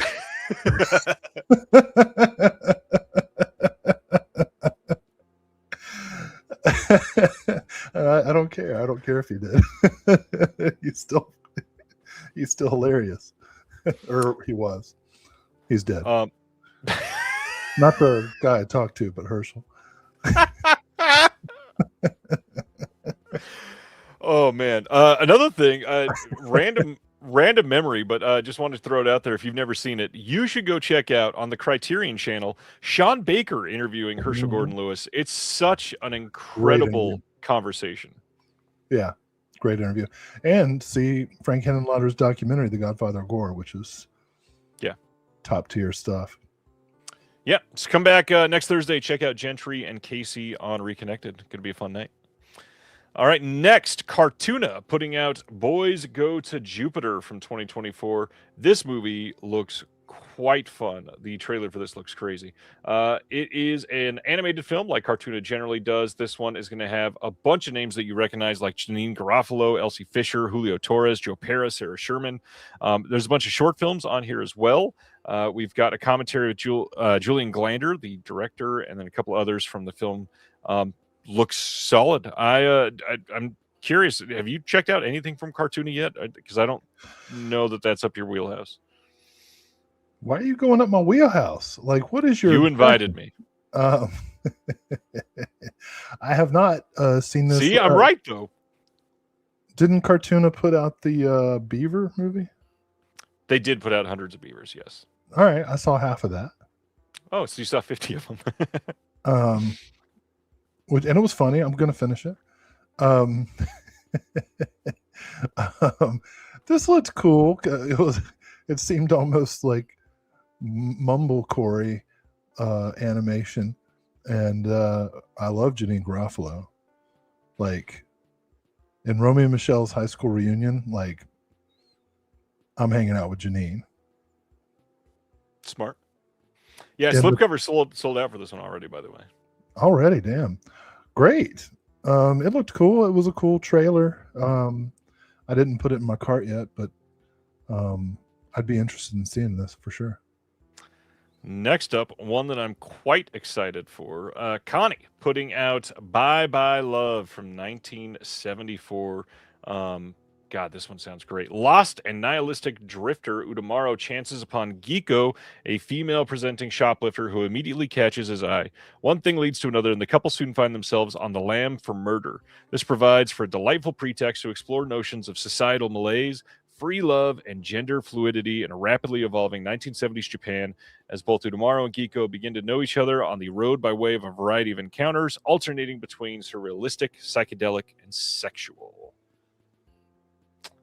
This one going to have a 2K restoration and introduction by the director and programmer Akihiro Suzuki, interview with the director Isao Fujisawa, and a booklet with new writing by Akihiro Suzuki. Yes, this was a must for me. Oh yeah. Connie always, this film in particular, is great. Japan has not been kind to the LGBTQ community for most of its history. It's better now. A little bit. Yeah, like still worse than here, which is like shocking. Hard to say right now, but all right. Yeah. Next one. Wait, did I get too political? No. Did you want to talk more about gay people in Japan? Yeah. Go ahead. The floor is yours. No, this looks great. The trailer looked cool. Yeah, it does look very so good. Abrupt. Like, ooh, got me going. So, all right. On to the I bought this immediately, of course. Of course. Club Super 8 putting out Christina Lindbergh, the original eye patch wearing, butt kicking movie babe. Because, I'm gay friendly, but I also like Christina Lindbergh. Who doesn't? So this is an interesting story. The documentary aired, and it was 58 minutes when it aired on national television in Sweden. The film's directors came in, and they made this an extended, in-depth version, and now it's 72 minutes. And this has Stellan Skarsgård as part of the documentary. Oh, well, there's obviously, because he's in Anita. Sure, but it's not obvious. He is quite a busy person nowadays. It very easily. Oh, was it a new interview or just footage of him from the movie? From 2015, he is in the documentary. Oh, sweet, dude. Yeah. Nice, man. Thank you. No, Stellan. Fuck you. Oh man, people that are listening to this are going to think that we're hating each other. This is almost sold out already. Jeez. This is going to have some trailers for a bunch of Christina's films. There's going to be Expose, the Depraved U.S. alternate title trailer on there. There's going to be a gallery, of course, documentary about Christina's worldwide travels from 2006 to 2025. Let's see, director script, and then, that's it. Looks like a solid release. Club Super 8 doing a bunch of stuff. You know what I like about Christina Lindbergh? A few things. She helps animals, but does not hate immigrants. That makes her different than Brigitte Bardot. I was quite confused for a moment. Thank you. I hope she doesn't. Like, now somebody's going to send me a link to some article where... No, I'm pretty sure she's cool. Where she's murdering turtles or something. No, she loves animals. That was the joke, yes. She's been murdering Muslim turtles. They're just not allowed to travel. Anyway, Christina Lindbergh, what a cool story. I can't wait to see this documentary, because everything that I've read about her, and of course, her films, she's got such a cool presence. I've talked about this before, how she's just cool. And as an activist in her more recent years, she's been like 100% great for animal rights, animal welfare. Very cool. Very cool. All right. Next up, we've got from Shudder, The Dead Thing from 2024. This is directed by Elric Kane, co-host of the Pure Cinema podcast, which is friend of the show Brian Sauer's big podcast that he does. This came out fairly recently, and it's got an audio commentary with the director, writers, producer, and the editor, some behind-the-scenes featurettes, some deleted scenes, a book with new writing by Travis Woods. I've not seen this. I absolutely need to see this, because I'm very curious how Elric Kane is as a filmmaker. Trailer looked cool as hell. I immediately added it to my Shudder queue, and once I see it, I'll make a purchase decision. Anybody seen The Dead Thing? Let me know in the chat, because I've not heard hardly anything about this one, which I'm kind of surprised by. I feel like more people have been talking about it.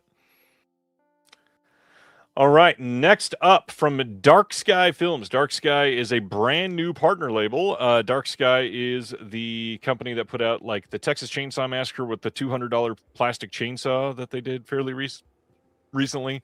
They did... let's see. They did a Ty West film, The Innkeepers. They did a few others similar to that. But now they are an OCN partner label. And there was a bundle available with a soundtrack cassette. That's what you're seeing on the screen now. Here is the slipcover itself. Here is the back of the slipcover and the cassette. And here is the back of the slipcover. So A Desert is from 2025. This has an audio commentary with the director and film critic Anton Batel. Two more audio commentaries, one with the crew and one with the cast. We've got Death of the New West on the photography of A Desert, and then a booklet with new writing by Alexandra Heller-Nicholas on this.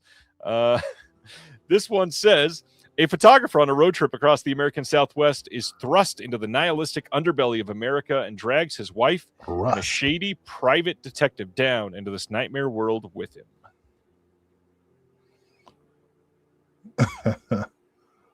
Any thoughts? Did it have a trailer? I don't remember if it did. I'm trying to remember if I saw anything about this. There is a trailer, yeah. I have linked all the trailers finally. This is the one with David Yao. Looked kind of talky, but I want to check it out. I'm going to watch it before I decide whether or not to buy. CGV TV in the chat is letting me know that there are 3 more bundles with the cassette if you are super after that. Oh. Which, surprise, usually those bundles sell out in like 12 seconds. Well, I love David Yao, who had a prominent role in the 2023 Toxic Avenger as well. And of course, lead vocalist of one of my favorite bands. Who got referenced in our visual essay on disc. Ronnie says this is streaming on Shudder now, so you can check that out. Oh, sweet. Okay. Next up is Doomsdays from Factory 25 is available shipping this month. Here is our slipcover art on this one. This says the film follows 2 vagabonds, Dirty Fred and Brujo, who wander around looting vacation homes in the Catskill Mountains. Their commitment to the lifestyle is challenged, however, when a runaway teen and an aimless young woman join their ranks. This is going to have the original Doomsday short film. It's going to have a 2024 short film called Erection and Destruction, starring Joshua Burge and Chloe Levine. There's going to be a 32-page book with text by Joel Petrikis and Malcolm Harris, an interview with the writer-director Eddie Mullins by Grady Hendrix, and a list of the film's cinematic influences. I like that they're including the list of influences. The trailer I did not get into, but I am interested in seeing it. All right. I'm not, I don't judge everything on the trailer, but smart. Next, from Film Movement, is the early films of Lee Isaac Chung. I've heard nothing but great things about these 3 films today, with everybody clamoring to pick this up. Seemingly in my comments, everybody was very after these. It says, released for the first time ever in North America as a box set, the early films of Lee Isaac Chung includes the Oscar-nominated filmmaker's first 3 award-winning films before he went on to direct his Academy Award-winning hit, Minari. I loved Minari. Did you see Minari? No. I think you would genuinely love Minari. You should probably see that one. I'm interested in all these. Yeah. I think it's weird to call them the early films. He's only done 5 films.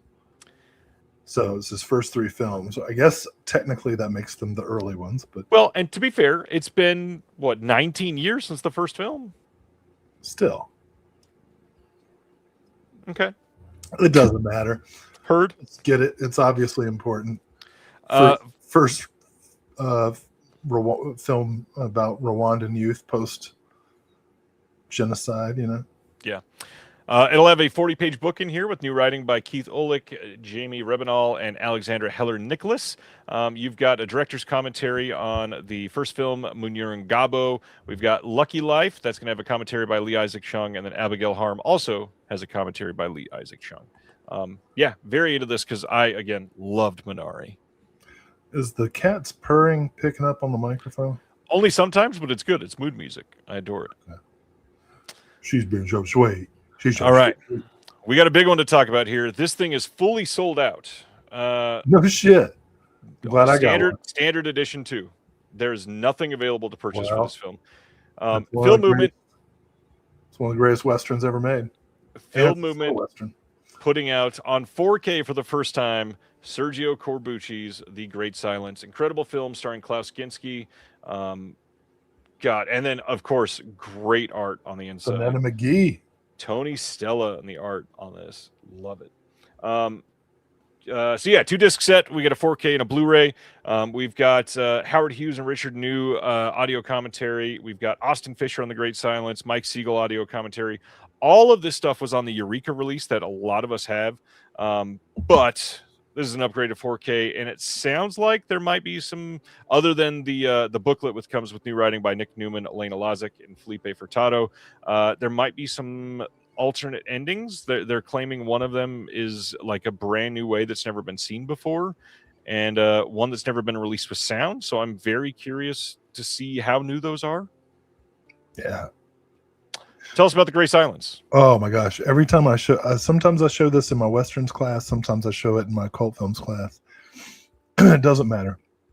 Whichever audience I get, students are blown away. This is one of the greatest. I mean, it's got to be one of Corbucci's top 1 or 2 films easily, and I think it's one of the greatest westerns, not just Italian westerns, ever made. This movie is incredible. Absolutely love this movie. Very happy to see that this is coming out, and yeah, not much else to say. A lot of people upset, obviously, with this getting sold out so quickly. One thing I wanted to make sure that we talked about tonight, a lot of people don't understand. The partner labels themselves, they decide how many slipcovers to release. There are people genuinely upset about people. I literally had somebody type "FU Vinegar Syndrome" on my announcement for this. Vinegar Syndrome literally has nothing to do with this release. All they did was put it on their website, and they're allowing Film Movement to sell it there. Vinegar Syndrome did not dictate the number of slipcovers or when or how they could release this. Film Movement put it out. And the big thing, if Film Movement wanted to release 5,000 copies of the slipcover, they would have had to buy 5,000 slipcovers, and that's a lot of money. And the reality is, if this had 5,000 slipcovers, would it have sold out in 2 hours? Definitely not. Would it have sold out in 2 months? It's possible that wouldn't have. So they would have had a ton of money held up in the slipcovers, and all of that is very expensive. So it is kind of a juggling game. It sucks, and yeah, do I wish they printed more? Of course. However, I totally understand it's a struggle. You have to find out and gauge how well it's going to sell. And this thing has had multiple Blu-ray releases. It is understandable that you could think that this won't do extremely well immediately on 4K. So, I hear what you're saying. I think the important thing to remember is that any title should print enough copies so that I can get one. And if they don't, then we have a problem. Then they're the bastard. We have a problem. Like I'm upset with Mondo Macabro right now because when they announced their Halloween bundle, I had no money. Those bastards. And now that I am able to purchase their Halloween bundle, it is no longer available. And so we have this, we're at an impasse. I'm upset. Gosh, it's so tough. Yeah. I actually who was it that just said I missed it because I have a life? I'm sympathetic to that because a lot of times stuff gets announced at midnight or on a day where I'm at work, and then by the time I get to a computer and see that something's been released, it's already gone, and that always sucks. But the margins are small, production costs are high. Great Silence, it's a hot title. It's going to go fast. Yeah. And Barry's right. The standard version will be back in stock. It's not going out of print. It's just this current print run that they have the stock of has sold out. So yeah, you're not missing out on the disc itself. That will still be available for sure. But even with what Will said, and what Chroma said, missing out on this because I had a life.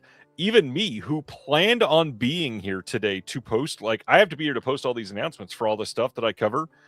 This sold out before I finished posting all of the announcements. That's how quick this is. That's funny. You told me that it was released before because I was going one through each one. I texted you, yeah. You were like, "Oh, Great Silence." I was like, "I haven't gotten there yet. Spoilers." So yeah, this sold out in 2 hours. I was not done posting all of their announcements in 2 hours. It took ages. So good riddance to the Great Silence. Next from Film Movement is Stranger Eyes, and this looks really good. This is from 2024.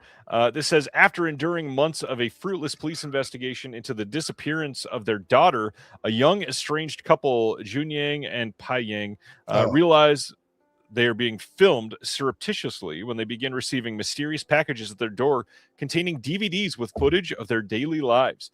The moments captured are unnerving, not only for the violation of their privacy, but for what is exposed about Zhen Yang and Pai Yang's relationship on a most intimate level. Suspecting the voyeur is responsible for taking their daughter, the couple embark on a desperate mission to seek him out, only to find out the truth of his identity is more complicated than it seems.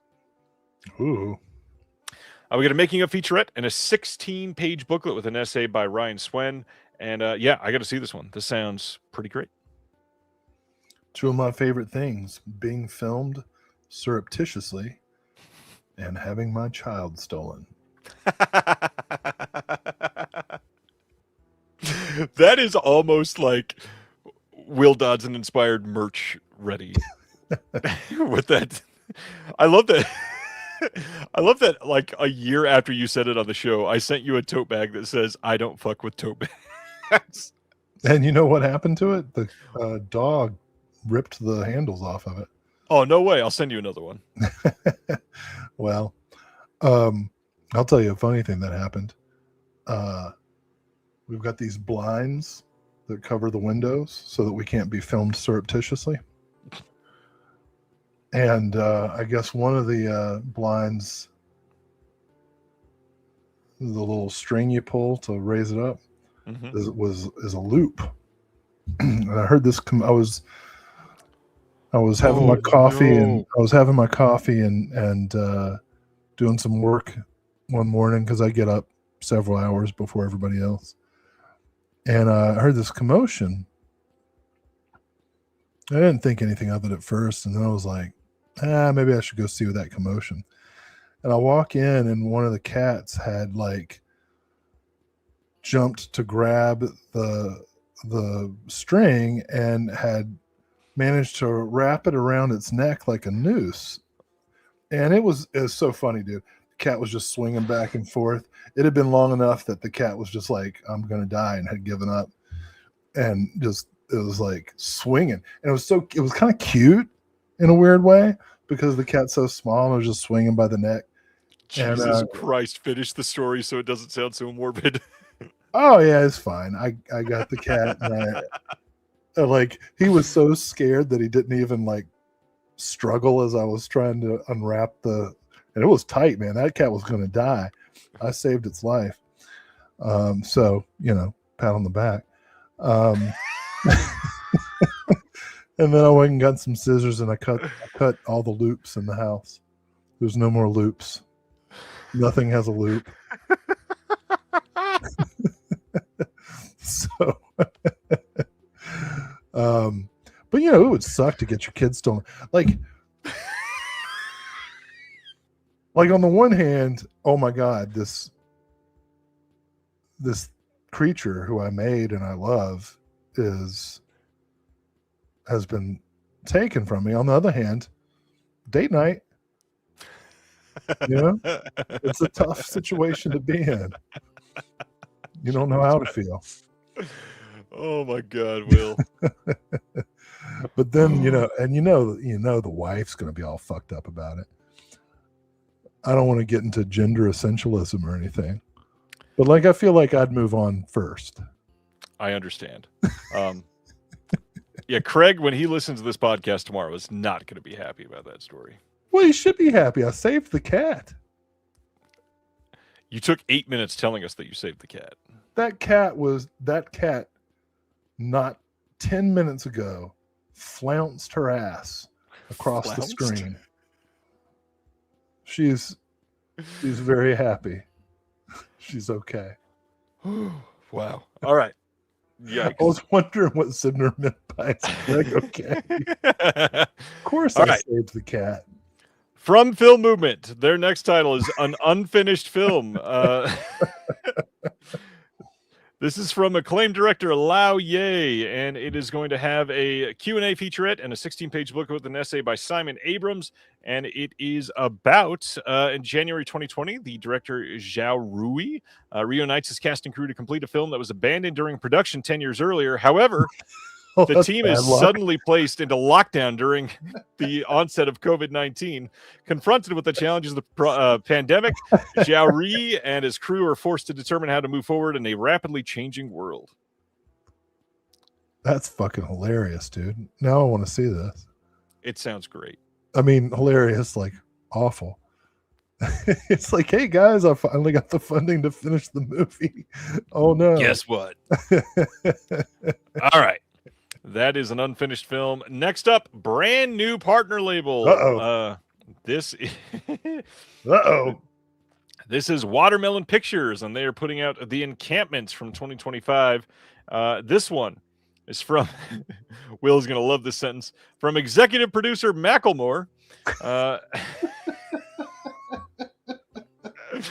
The Encampments offers an intimate look at America's student movement, sparked at Columbia University as students, among them being Mahmoud Khalil, protested the university's ties to the war on Gaza.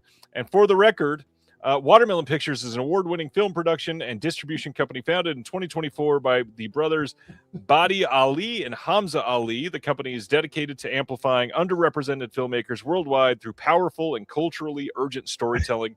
Watermelon Pictures is a wholly owned subsidiary of MPI Media Group. This will have 6 bonus scenes, a director and participant commentary. What a weird way to say that. Who is the participant? Exclusive clip from Bisan Auda and a trailer. Tell me about Macklemore there, Will. As I was watching the trailer, there was a Macklemore song, and I can't wait to parse the lyrics.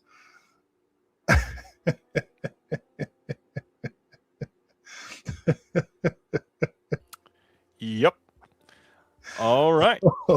Listen, can we talk seriously for a minute, Ryan? I mean, for God's sake.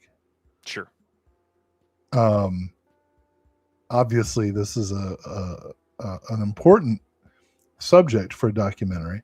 I'm a little leery about it in the sense for this reason.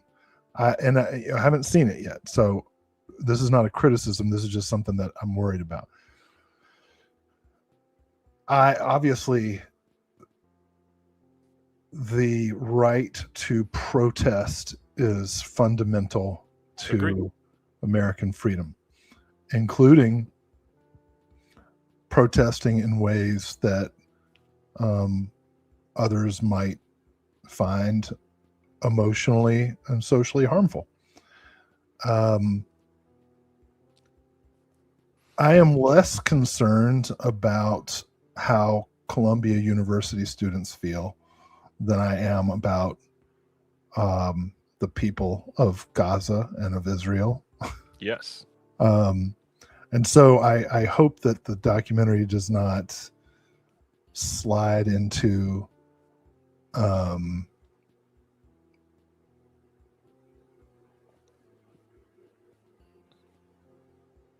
subject that's less important than it deserves. Based on the trailer, I can't tell. And I laugh at Macklemore, but hey, you know what? You made your money, brother, and you're using it as you see fit. So good for you. Yeah, I do. So I absolutely want to see this. I'm concerned about it.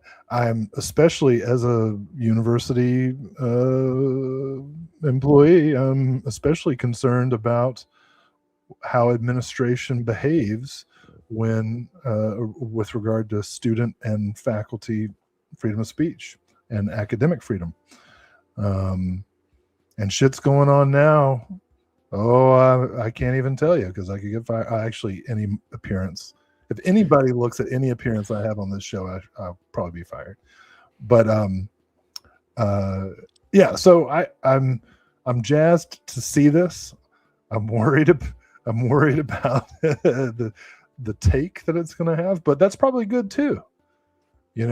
Like some documentaries are made in the moment, and some documentaries are made with the benefit of time having passed. And this one was made in the moment, and I'm interested to see what it has to say. I am curious as to why, like, their advertising copy begins with "from executive producer Macklemore." That's curious to me. I'm not saying don't advertise it. I'm just like, why are you leading with that? I understand. From executive producer Carrot Top. Gaza, the true story. So my big thing, yes, I saw this, and you've seen it? No. I saw this announcement, and I was interested, just like you. However, immediately worried because I feel that this could easily devolve into performative empathy : the documentary, and I don't know. There's a lot of different ways that this could come across, and I don't know what a subject such as this that is made to literally be a one-sided documentary is kind of tough to pull off in a way that feels like a proper documentary. It's certainly a multifaceted issue that absolutely that we're not equipped to talk about right now. But hey, maybe next time we should, at the end of the show, the segment can be like Gaza. Can we not? Is that an option too? No, I think everyone wants to hear what we have to say. Jesus Christ, no, they don't. I don't think Jesus is part of the equation. I mean, he was born either in Gaza. religion. He's kind of marginalized.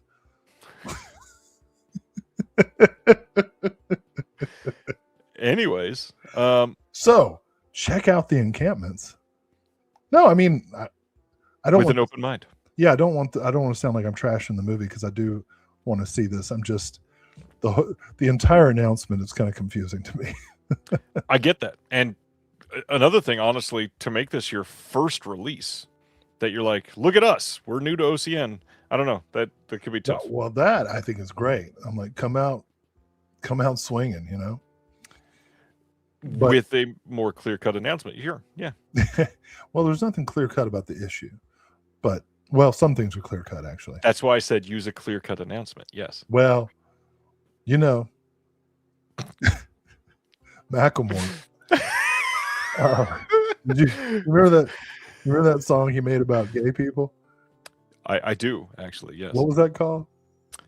Like One Love or something like that. Which is a misleading title because, like, that's the same slogan that the MAGA people use. It might not be only one love allowed, you know. But Macklemore was like, it was so funny. That video is so funny for the One Love. It might not even be the title. All right. Yeah, that sounds like Bob Marley. Could be. Well. All right. Why don't we go to Canada instead and talk about Canadian International Pictures releasing Ghost Keeper on Blu-ray. This is from 1981. This is a title that had previously been released by Code Red. This is newly scanned and restored in 4K from the only known complete 35mm theatrical print by CIP. This is going to have a new commentary with The Hysteria Continues and Amanda Reyes. We love Amanda Reyes. We do. We got a new episode. Let me say that again. Let me say that again. We love Amanda Reyes. A lot. Great. She is, I mean, not a lot. Don't make it weird. But she's great. She does good work. She does. That's an odd pairing. It is. But what's a great pairing is on this release. There's also a new episode of the New World Pictures podcast, which is one of my favorites. And Ryan Gallen, the host, is right here in the chat. What's up, Ryan? I didn't even know you were doing this release. You never told me. This is great. Congratulations. I'm stoked it's on here. Ryan's keeping shit from you, Ryan? Ryan is keeping shit, and I just put him on a disc, damn it. Wow, and he's got a whole secret life. Come on. I'll give him a break. Ryan got food poisoning from pastries this week. So I feel bad for him. I feel like that was privileged information that you. It was not. He was sharing it publicly, and I felt really terrible for him. All right.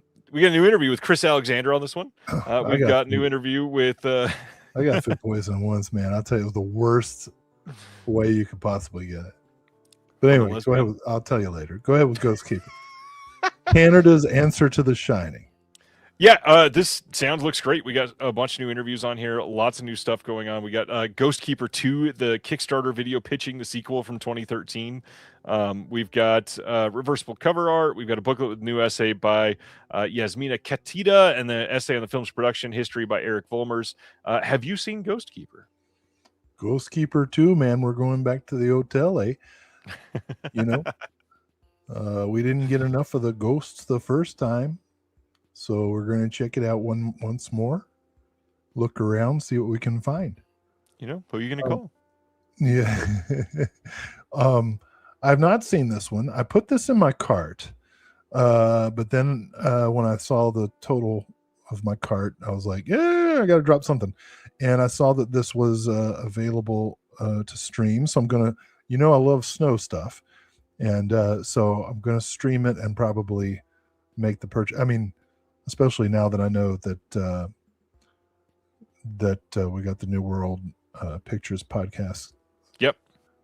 Ryan. I have to explain which Ryan I'm talking about every time I talk about Orion. There's so many Ryans. So I'm super stoked about all the extras. I'm going to check out the movie, and then as soon as I get paid, I'm going to pick it up, most likely. The trailer looks cool. Can I just say, Canadian International Pictures, up there with 3 or 4 of the partner labels that will take a film and put literally as much as they possibly can on the disc. Yeah. And I always appreciate that. I feel like every single disc from them are worth the purchase much more than some of the others. Not going to name names, but there's a couple of them that are very light on supplements pretty much every time, and that always hurts when it's the same price as something else that is completely stacked to the rafters with supplements. So I always love seeing these, and it sounds like an incredible release. Have not seen it, but eager to see it. Yeah. Ghost Keeper. All right. Next up is from Yellow Veil Pictures. They're putting out a Grand Mockery from 2025. This says Josie's mundane life changes when mental illness drives him to Queensland's rainforest, shot on Super 8, and you can tell if you watch the trailer for this one. This playful diptych shifts from dark comedy to transformation alongside its protagonist. I didn't mean anything negative by that. It's just very clearly shot on film. Are you done? I am done. Go ahead. Well, it didn't look like it was for me, but it looked like it might be interesting, a little talky for my tastes, which I recognize as ironic. Oh no. Matt's watching. We were just talking about accents. I talked to Matt just the other day about how irritated I get about people doing Appalachian accents. Of course, completely ignoring the fact that almost every time I'm on here, I do the dumbest generic Canadian accent ever. Sibner was already asking for the link, and we just didn't get to it in time. Hey, Matt. It's not. I don't mean it to be culturalist. I just, every time there's a Canadian International Pictures release, I got to do it. All right, so supplements for a Grand Mockery. We had a commentary with the directors. We got an interview with the directors. We got some deleted scenes, some Q&As, video podcast with Eugene, Kodolenko with Adam C. Briggs and Sam Dixon, who are the directors. We got a short film called We've All Got 'Em from 2023. An essay by Alexandra Heller-Nicholas. I think that's 3 tonight, just for the partner labels. She's all over it. She is all over it. I want to make clear, Matt and I were talking about the diversity of Canadian accents as well as the diversity of Southern Appalachian accents. And so what I'm doing is what I hear when I hear the McKenzie brothers on SCTV or Letterkenny or whatever. I know real Canadians. I'm friends with them. They don't sound anything like what I'm saying. Not at all. And I apologize in advance, Sib, if you don't want me to say this, but Sibner, his last 2 texts to me outside of the chat, one does not mock the haunted souls of the Northeast, and then wandering from one Tim Hortons to the next, unable to move into the great beyond. Well, Sibner does sound like McKenzie brother. He's from New York City. Well, I don't know where he got his education. Oh God, my face hurts from laughing at that. What part of New York? Schenectady. Where's Sibner from? Who are your people? Oh gosh, the Buffalonians. Look, hey, there's a lot of great people from Buffalo. Mm-hmm. I've heard of them. Ani DeFranco. Sib says he's from Manhattan. Originally? I think so. So what, he's like from Wall Street? It's the only thing. All right. Are we ready to go to the next one? Well, I don't know. Like, what do we think about a Grand Mockery? Like there's a place for 8mm, like ultra low budget experimental things being made in 2025. That's pretty rad. Yeah. I generally, am not into, somebody's like descending into madness films, but it all depends on how it's done, right? It's true. So check it out. That was a very raised quote. In Manhattan. All right, let's talk about In Our Blood from 2024. This is coming out from Utopia. It says nothing is as it seems when filmmaker Emily Weiland teams up with cinematographer Danny to shoot a documentary about reuniting with Emily's estranged mother, Sam. When she goes missing, possibly succumbing to the addictions that tore her family apart, Emily and Danny must follow increasingly sinister clues to find her before it's too late. We've got behind-the-scenes photo gallery, behind-the-scenes video gallery, Q&A at the Fantasia International Film Festival, an alternate opening, and then an audio-video director's commentary. We got a video director's commentary on this, which is pretty rare. I don't know what that means. Literally, if it's done the way that it should be, it is picture-in-picture, and you see a video of them watching the film and talking about it. But you can see the film at the same time. Should be. Are there other ways? Yeah, I've seen a couple people on disc do it in a very weird way. Yeah. Melusine or I don't know. I don't want to put them down. So I'll keep my trap shut. If you do a video commentary for a Melusine title, that might be neat. Added value. Yeah. You didn't think it was funny Just as I did. Naked sitting on a leather couch. Semi-nude. Oh my god! Let's talk about this. This looks neat. The trailer for this was kind of cool. Yeah, looks good. Got into it. Yeah, definitely worth a watch. Definitely worth a watch. I agree. Utopia puts out some decent flicks. Yeah. All right. Oh, here we go. IFC putting out The Last Mistress from 2007, starring Asia Argento, as Will alluded to earlier. This is directed by Catherine Briat. We've got France's foremost provocatrice teams with Daredevil screen siren Asia Argento for a scorching, intensely carnal adaptation of a scandalous 19th century novel. A reformed libertine prepares to marry a virginal daughter of the aristocracy and settle down, but his jealous lover lurks in the wings, and in the minds of high society's gossip hounds, still fiercely determined to possess him. All right, go ahead, Will. Oh my gosh, this is a great movie. Catherine Briat, I think it's one of her best movies. Now the original title in French more accurately translates to The Old Mistress, punning on both former and the age of Asia Argento. She's older than the so-called reformed libertine, and it really gets into the well. I mean, we're all familiar with the way we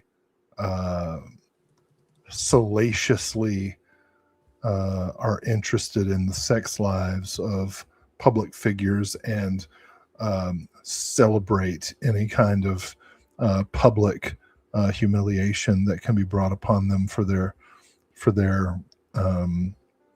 activities.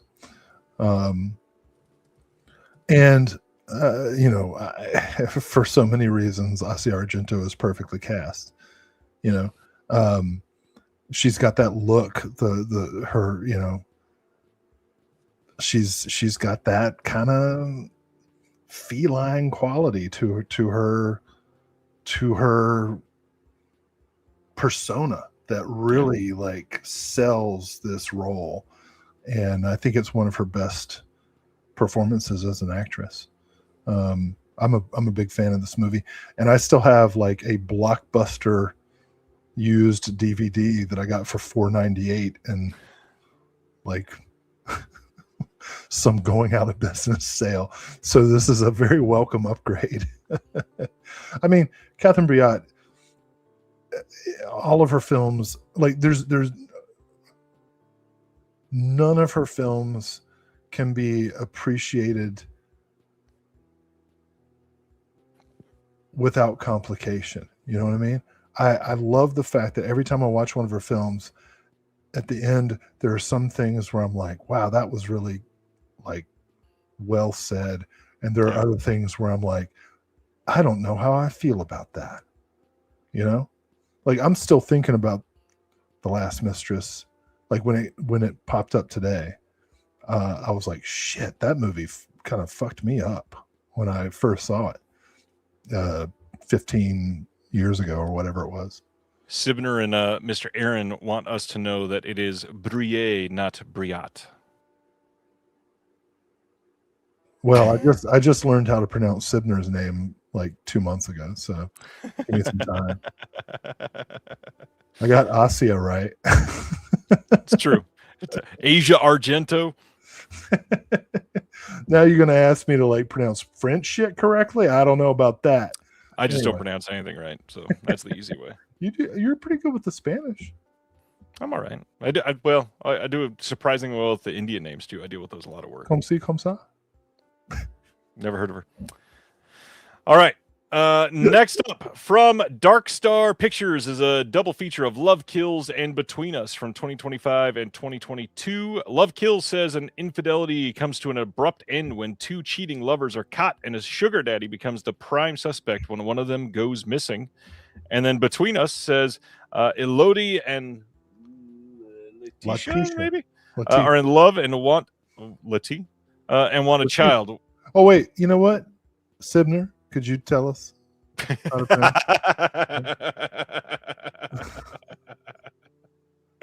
Oh, that was funny.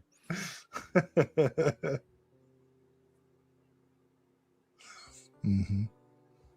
Now Ronnie is saying that yours is correct, and AT at the end of a French word is A and not A. What did I say? You said Briat, but so maybe it's not the T sound at the end. Maybe it's just Briat. Briat. All right. Between Us. When Elodie learns she cannot have children, the couple decides to take on a roommate. And on the extras on this, Between Us gets a trailer and a photo gallery. That'll save the relationship. Yeah. Love Kills gets a commentary with the director, some of the performers, another commentary with some other performers and the director, some interviews, a photo slideshow and a trailer, and there we go. Yeah, these look cool. I don't really have any perspective to share, except looks like some people are going to get upset in this movie. Both of these. I would be willing to bet that, yes. All right, Dark Star also putting out another double feature of Someone's Knocking at the Door and H.P. Lovecraft's The Deep Ones. The Deep One says a married couple rents a beachside Airbnb only to be surrounded by peculiar neighbors and occurrences. They soon discover that they are in the grip of a mysterious cult and the ancient sea god that they worship. For Someone's Knocking at the Door, it says returning to the medical school where they were test subjects decades ago, a pair of outrageously twisted serial killers use shockingly brutal sex acts to start killing off a group of drugged out med students. Something tells me there's pegging in that movie. Was that spelled P-A-G-A-N? Not the kind I would appreciate. The Deep Ones has a director's commentary, making of a couple Q&As. Someone's Knocking at the Doors behind the scenes, some deleted scenes, and an alternate opening scene. And I've not seen either of these. I like the idea of H.P. Lovecraft updated to like apps. You know, doing Airbnb and stuff.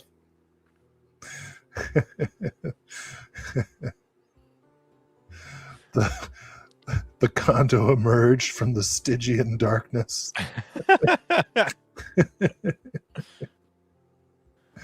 Yeah, that's cool. I'll check those out. All right. Let's go to our next one. She Came from the Woods. This is coming from ETR Media. This was the first slipcover to sell out today, I believe, which is crazy. Wow. In 1987, a group of counselors accidentally unleash a decades-old evil on the last night of summer camp. As the situation turns bloody, the group is forced to confront what stories are worth telling and what secrets are worth keeping. This one's starring William Sadler and Cara Buono, who is in Stranger Things. Oh, okay. Big talking point right now. Audio commentary from the director, writers, and cinematographer, behind-the-scenes featurette, a stills gallery, and a trailer are on the disc. This one looks all right. Not normal ETR Media fare, which is interesting. Yeah, the trailer looked like kind of typical horror comedy. So, I'll check it out.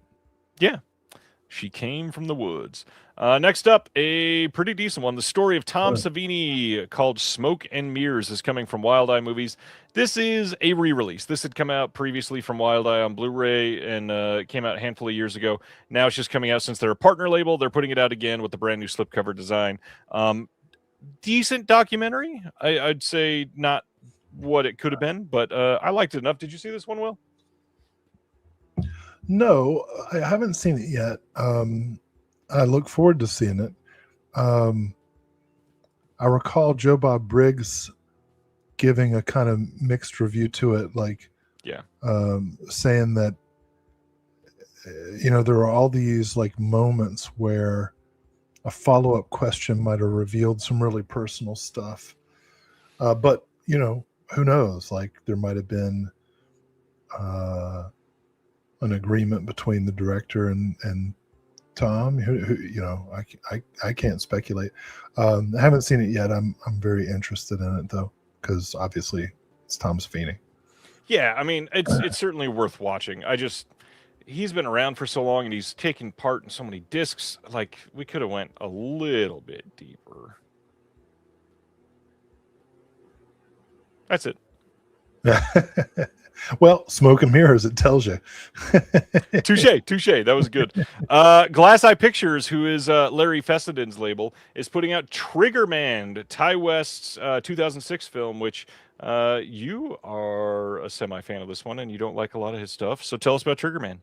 Yeah, it was funny. I texted you about this because this is the one Ty West movie I kind of like. It's like a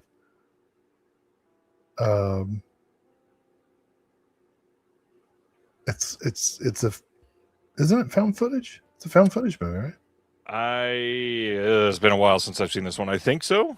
No, it's not found footage, but it's like super. It's handheld, right? Yeah. It's just it worked for me. Some tenderfeet go out in the woods to hunt, and some motherfucker with a gun starts shooting at him. It's a story of America. It's yeah, I enjoy this one. I think this is a movie that really, Ty West, my biggest problem with him is his pacing. Okay. And this is a movie where his pacing style really works for me. Yeah. I recommend it. I'm going to pick this up. I didn't get it in my initial cart because I don't think it's going to sell out. We'll see. Maybe it will. There's still, I think, one or two Ty West films from like his super early days that have never been released on Blu-ray, and I really hope they do the rest of those because I think they were all with Glass Eye, and it would be nice. I mean, he's now emerged as such a huge name, especially after the X trilogy. It would be we should have all of his films out there for sure. Well, yes, I agree. We got a brand new commentary with Larry Fessenden on this that was just recorded last year, an archival track from 2007. We got behind the scenes. We got a theatrical trailer, Q&A from the LA Film Festival, a short film by Ty West called Prey, and then a booklet with new writing by Isaac Fieldberg. This was to me a must. I remember liking this one quite a bit. It's been a while since I've seen it, but Trigger Man, good stuff. And then, last of the OCN partner label announcements, Hell yeah. Saturn's Core Audio and Video putting out Your Life is on the Line, a Joe Christ anthology, Volume 1, covering 1988 to 1995. There is so much stuff here. I don't even know what to cover. Like, there is 5 films. All of them have brand new commentaries from Joe Christ himself. There's going to be a visual essay on Joe Christ's filmography by Heather Drain, another visual essay by Heather Drain, which is on Acid is Groovy, Kill the Pigs. There's footage from the uncompleted sequel of Sex, Blood, and Mutilation, 28-page booklet edited by Jason Pankoch, featuring writings by Will Sloan from the Important Cinema Club, Vincent Albarano from Aesthetic Deviations, and the musician and SOV expert James Kelly. And it says Anthology Volume 1. I'm sure that we'll get a Volume 2 at some point in the future. This is crazy. Oh yeah, this is a definite. I wish we could have done something for this. Joe Christ, man, hell yeah. You know, he's punk as fuck, or was. All right, I know nothing about Joe Christ, so yeah, here we go. Ironically, Joe Christ was not part of your Christian punk upbringing.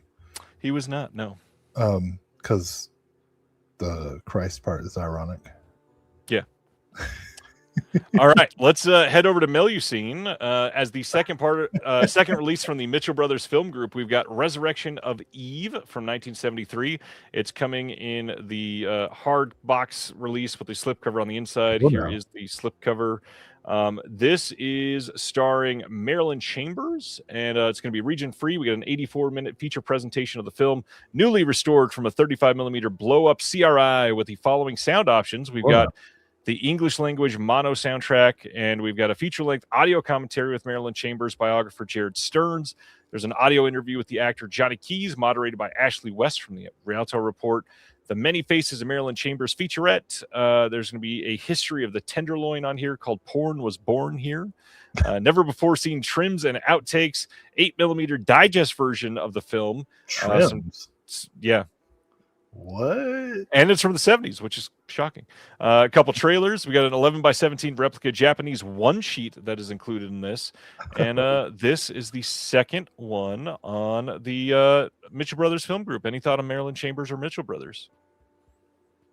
Big fan of Marilyn Chambers. I think we should all be ambivalent about pornographers just because, you know, it's a problematic industry. I am curious, not that I'm a penny pincher by any means, but I did notice that Behind the Green Door is 4K. It is.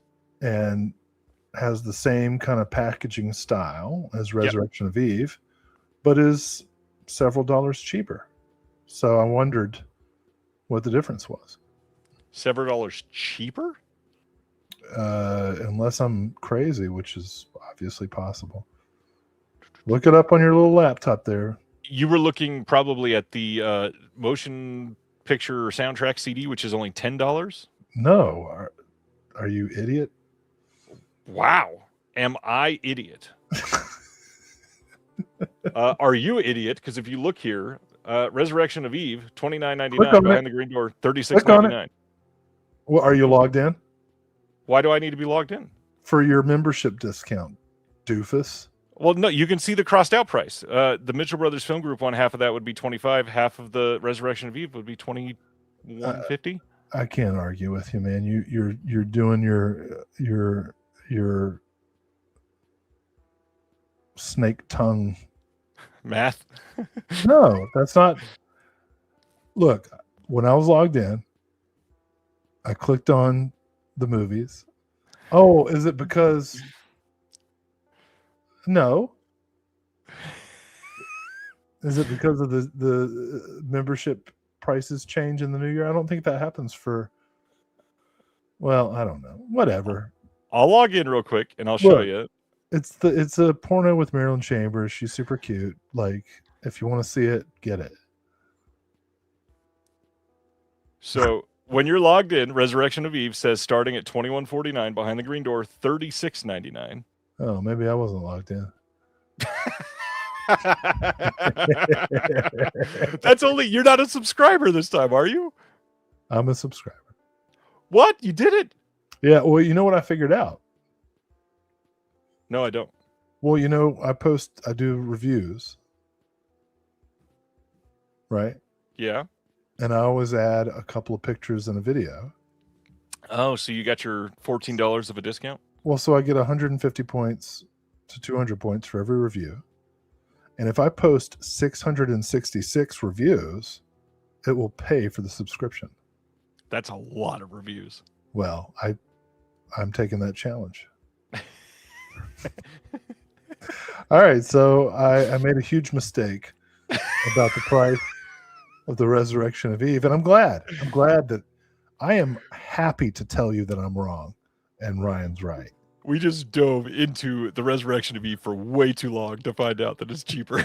Phrasing. Somebody pointed out this is going to be the next tote bag. Oh, I still love that you said, "Are you idiot?" I was so upset I couldn't be bothered with the article. And Jason says, "Ryan, not idiot."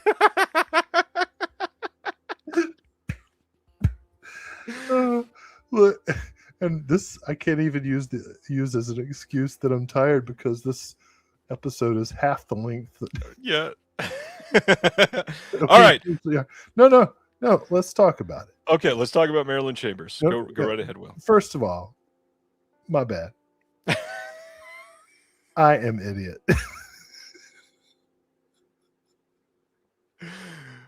I am idiot. I like that it's not the Resurrection of Eve, because there's like several Eves. It's Resurrection of Eves, really. I think I probably saw this at some point in my life, but I don't know anything about it. Marilyn Chambers is great. Yeah. I'm sorry how she got treated in her life. If you want to see what she was forced to do by her abusive partner, then purchase this movie. Oh boy. All right.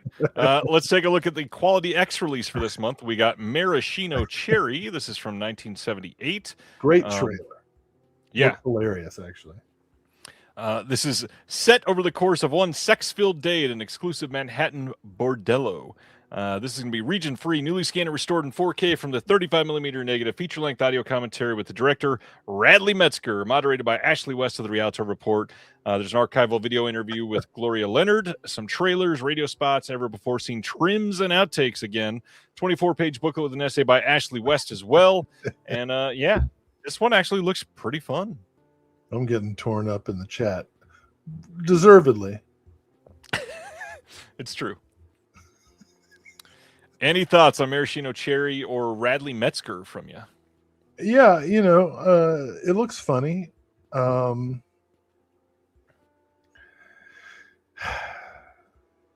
don't know what to do. I got a family. So watching any of these is next to impossible. But the trailer looked funny. So if you are in a position where you can watch pornos on your TV, you could probably do worse. What an endorsement. All right. Speaking of... one thing I'm sure of, this one is cheaper than Resurrection of Eve. That is true. That is absolutely true. I got that one correct. Well done. You are idiot free. Idiotless.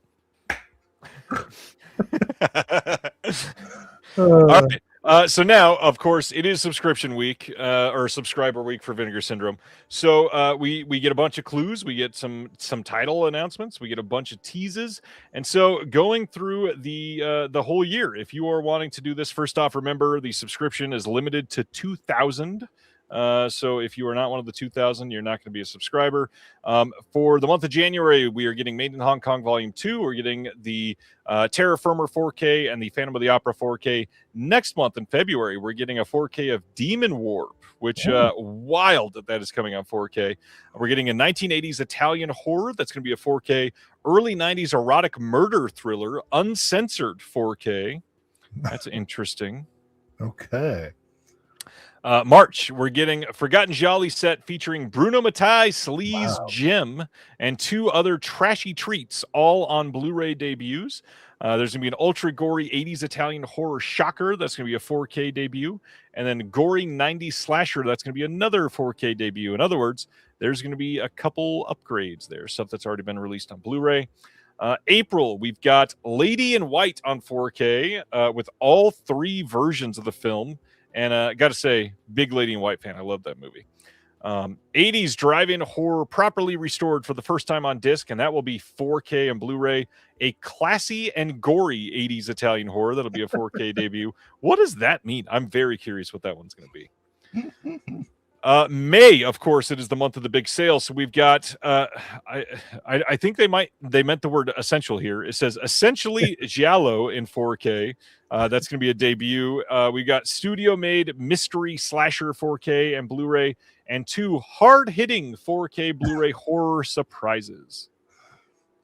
June, partners only. You get discounts. July, we've got all horror made in Hong Kong set, which is very compelling. They took a long time to get volume 2, and now we're getting volume 3 already. They are going to be putting out an 80s slasher 4K and Blu-ray, and an early 90s horror 4K and Blu-ray. In August, we got a 4K and Blu-ray debut of a crazy 80s Italian horror, uncensored disc debut of jaw-dropping Hong Kong thriller. And 4K debut of an unnerving 80s horror sci-fi. Okay. September, 3 Vinegar Syndrome releases, which are going to be a 4K double of classic early 80s horror, 4K and Blu-ray debut of weird and it says glory 80s Italian horror, but I believe it's meant to be gory.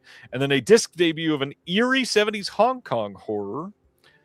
October, we got 4 releases, 4K and Blu-ray debut of 90s horror by a major director. Disc debut of Hammer Rarity, 4K debut of an 80s horror, and then a Shaw Scares set featuring 3 Shaw Brothers shockers. And then the last month with VS releases for the year, we got a 4K debut of 2 bloody classics by genre icons, along with 2 equally insane surprise releases. There is a lot to unpack there. Amudge is guessing Color of Night so he can get Bruce Willis's Wang in 4K. 4K Wang from the Bruce. Thoughts and prayers to the other Bruce. Indeed. Exciting thoughts. Obviously, you subscribed, so it sounds well. Did you even take a look at this first? No, I did it. I've been a subscriber for 6-7 years. Yep. So it's it's kind of one of those I can't quit you things. Yep. And I'd been saving up all year to have the cash for it. And this coming year, my challenge is to put in enough points to significantly reduce the cost if I decide to continue in 2027. But yeah, it looks like a pretty exciting lineup, typos aside, and lots of typos. That is some of the worst copy from VS I've seen. I will say this, you speculated about all the possible alterations and evolutions of subscriber packages, including the idea of multiple tiers. But the main change they offered was by limiting the number, which of course, and they're giving people a metal card to be able to spend more money in their stores. Come on, give me a fucking break. You gonna send me a metal card? All that's going to do is cut the shit out of my cat's mouths. when they After they hang inevitably themselves. when they inevitably find it and knock it off, the counter and play with it. I guess that increases FOMO, but I don't like that. Like, I don't know. They run their own business, but I would be irritated if I was 2001, Yeah. like if I wanted to be a first time subscriber and was told no. Or what if you got paid on January 5th and it sells out all the subscriptions by January 3rd? It's $1,100. Yeah. That's a bummer. I'm not trying to talk shit. I'm just saying, like, that would bum me out if I was a new subscriber. I would agree. So yeah, we talked about the FOMO aspect of it before, and afterwards, there's actually some other people speculating on something so this is just us conjecture, nothing like that. But one thing that I'm curious about, they are seeing all these partner label releases, more than 20 every single month now. Some people are speculating, what if the partner labels were upset that they're selling so many discounted titles? And so they're limiting it in a matter of getting less people to be able to get discounts. Well, I mean, but you still get the opportunity for discounts in the sale months, so. If they last, though. I mean, if you're a subscriber, you couldn't get The Great Silence on sale if you wanted the slipcover. Well, Reservoir Fella 88 makes a point. Like I was saying to you, I was like really vacillating, is that the word, over a Radiant subscription versus a Vinegar Syndrome subscription. And it was really the price difference with the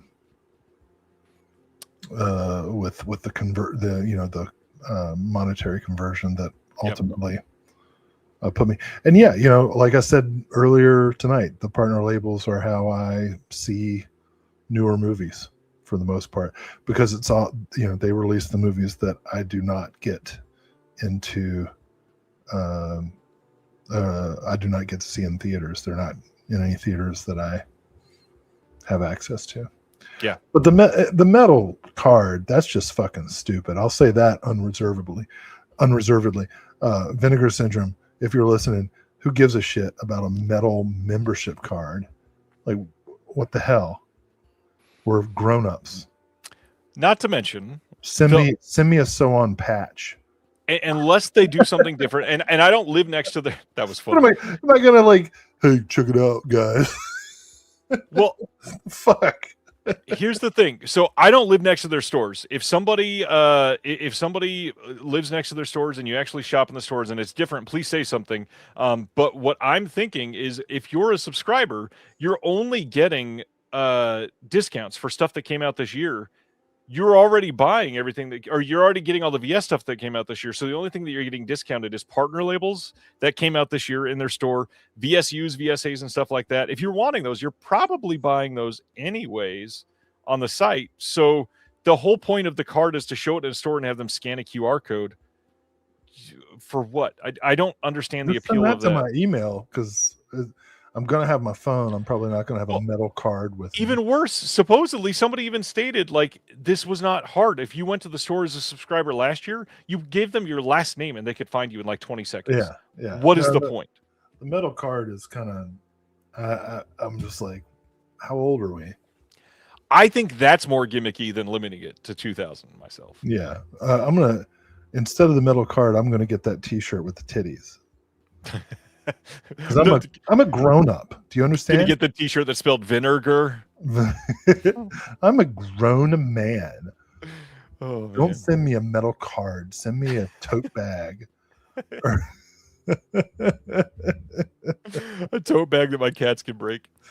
It was the dog, but oh, sorry. All right, so that's Vinegar Syndrome. Any other thoughts on OCN Vinegar Syndrome this month? Because there was a lot of shit. I mean, it's a great slate, I wanted to see every movie that was announced. That's impressive. I purchased more than I budgeted for, and like made a mental cart for whenever I'm able to do another spree. So, Yeah, they convinced me to re-up, and I'm cool with it. I like to get that box every month. Yeah, I get that. All right, this is that house-made digipack that I was talking about. This is the 4K that's available here in the U.S. I hate digipacks. What's a digipack? Those super thin pieces of shit, like the old CDs used to get sold, like the cardboard. Not even like, yeah, it breaks. Those break. Yeah, real quick. All right, next. Oh, that's something entirely different. Don't know why that's on my page. It's because I'm going to be on Beyond the Blood this month, talking about the commentary for Torso. Yeah, going to be a fun episode. I've never been on Beyond the Blood. Chris has talked about having you on, and I think he's a little intimidated. Well, I'll get Chris to invite you. Intimidated by what? By you. You're amazing.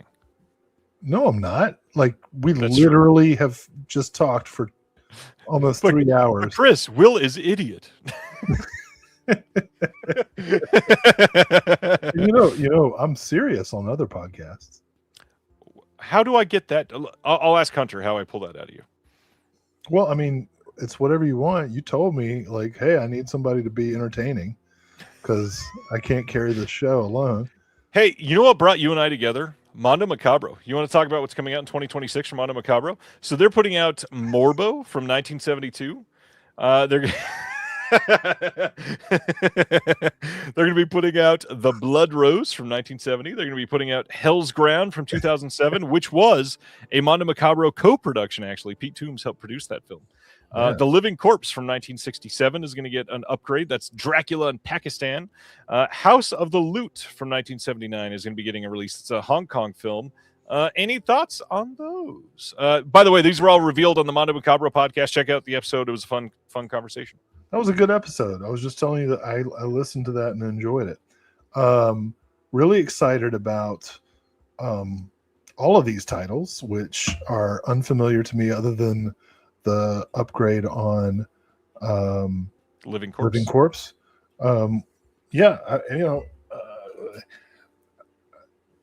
Whenever I'm of means, as I was saying earlier in the in the whatever this is, the show,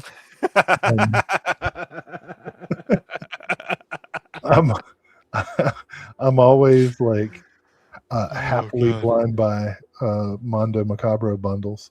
Yeah, because even if I get a film I don't like, I'm glad I saw it. Yeah, they're the best. With I don't think any label except perhaps Deaf Crocodile consistently releases films I've never heard of. Agreed. And I love that. It's a big deal. You know who else is always consistent, and I'm very happy with all their releases, even though they don't put out enough. Grindhouse releasing, and now you can pre-order on February 14th. This is coming out. You can pre-order it now. Scarlet Warning 666. This is Palmer Rocky's Scarlet Warning. This is the first time ever on any home video, and this stars Rocky as twin brothers in a story of satanic skullduggery, bizarre occult rituals, and demonic assassination on a country estate. The execution of this premise was so bewildering, insane, and incompetent that the film was laughed off the screen at its Dallas premiere.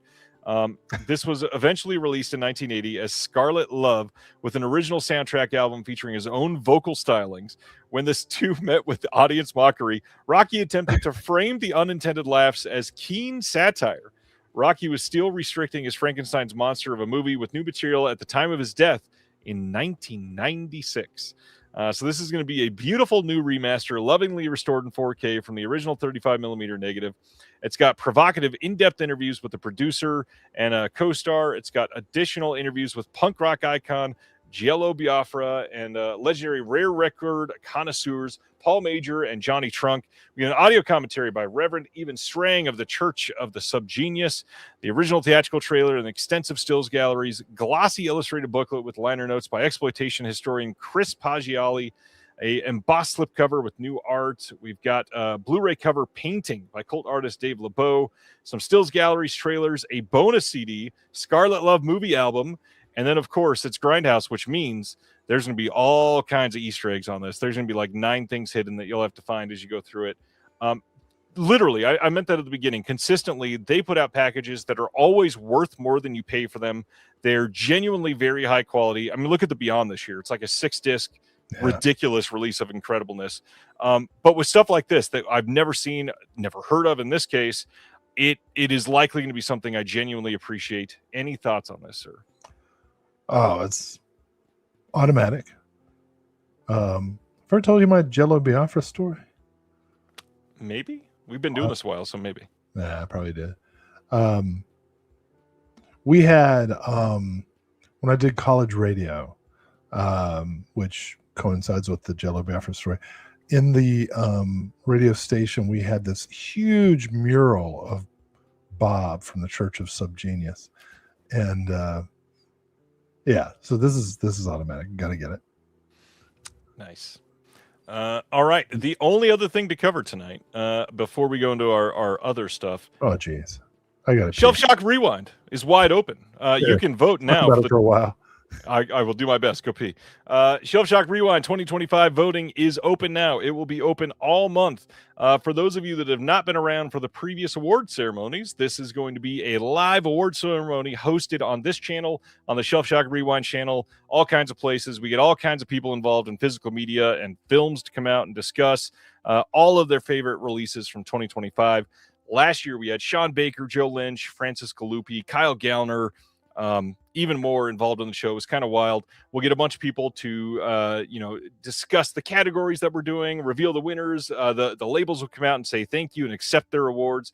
It's going to be even bigger. This is my last year co-hosting this, and I'm wanting to make it the best that I possibly can as I walk away from it. But it's going to be huge. You can vote all month long. The voting will promptly close at midnight on the 31st. The reason being, we got to pick winners because the live show is going to be on February 15th. We don't have much time. We got to figure out who won, do all the calculations, get them notified, get some videos recorded and scheduled and all that fun stuff, and then edited, because it's going to be an amazing show. This ends up being about 2.5 hours. We do giveaways. We hang out. It is a blast. If you have never been a part of it, please come watch when it's live. But to make it the best that it can be, we need all the people in the community to vote. Come out and vote. There are almost 30 different categories, everything ranging from best commentary of the year, best visual essay, best region A release, best box set, best video presentation, everything you can think of, basically, to highlight all of the great things that come with these releases. And I hope that you guys love it, because it is always a blast to do. Yeah.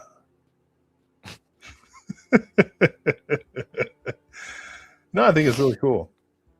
I'm glad that who is it? Chris Higgins from Beyond the Blood. Yeah, I'm glad Chris is coming on and taking over. I think this is going to sound like a weird compliment, but it's a genuine compliment. I think it's so cool that you're able to transition out of it, because it shows that people have come to care about it and that it matters. And it's not, it's a truly crowdsourced kind of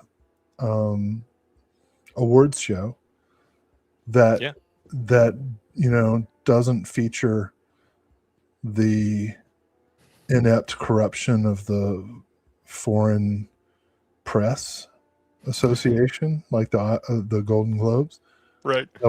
Or the absolute artistic vacuousness of the Oscars.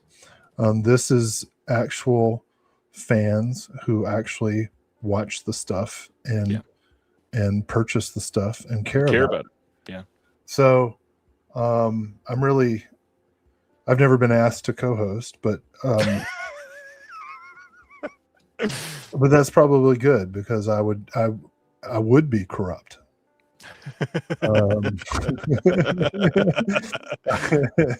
Which is why I actually abstained from the nominations and voting this year, because at this point I'm hopelessly biased.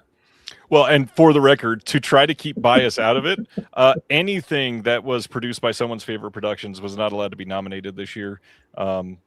It sucks. And suck because, like, objectively, they're the best. We should win every category.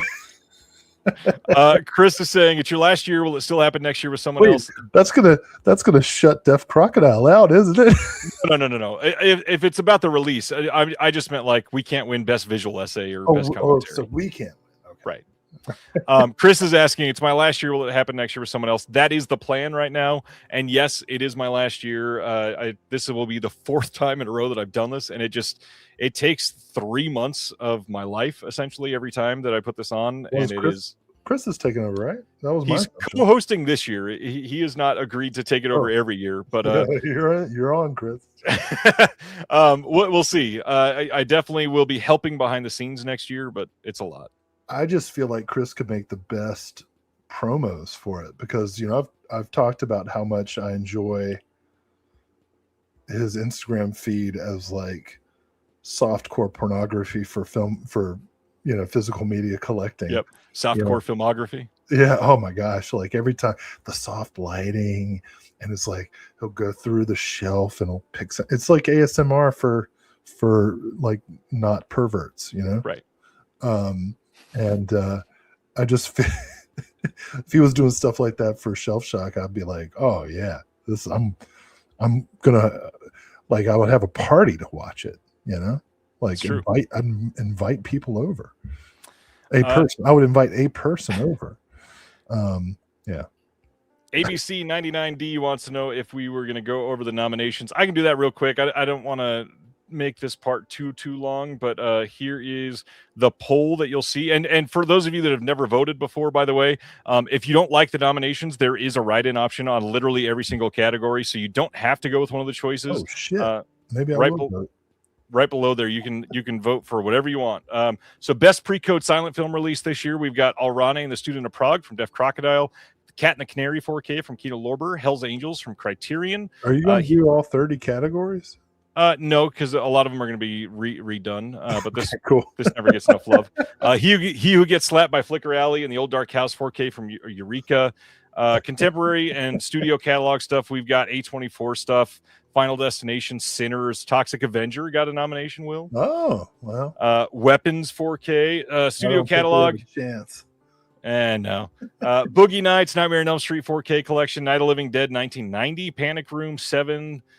Animation-wise, this is a tough one.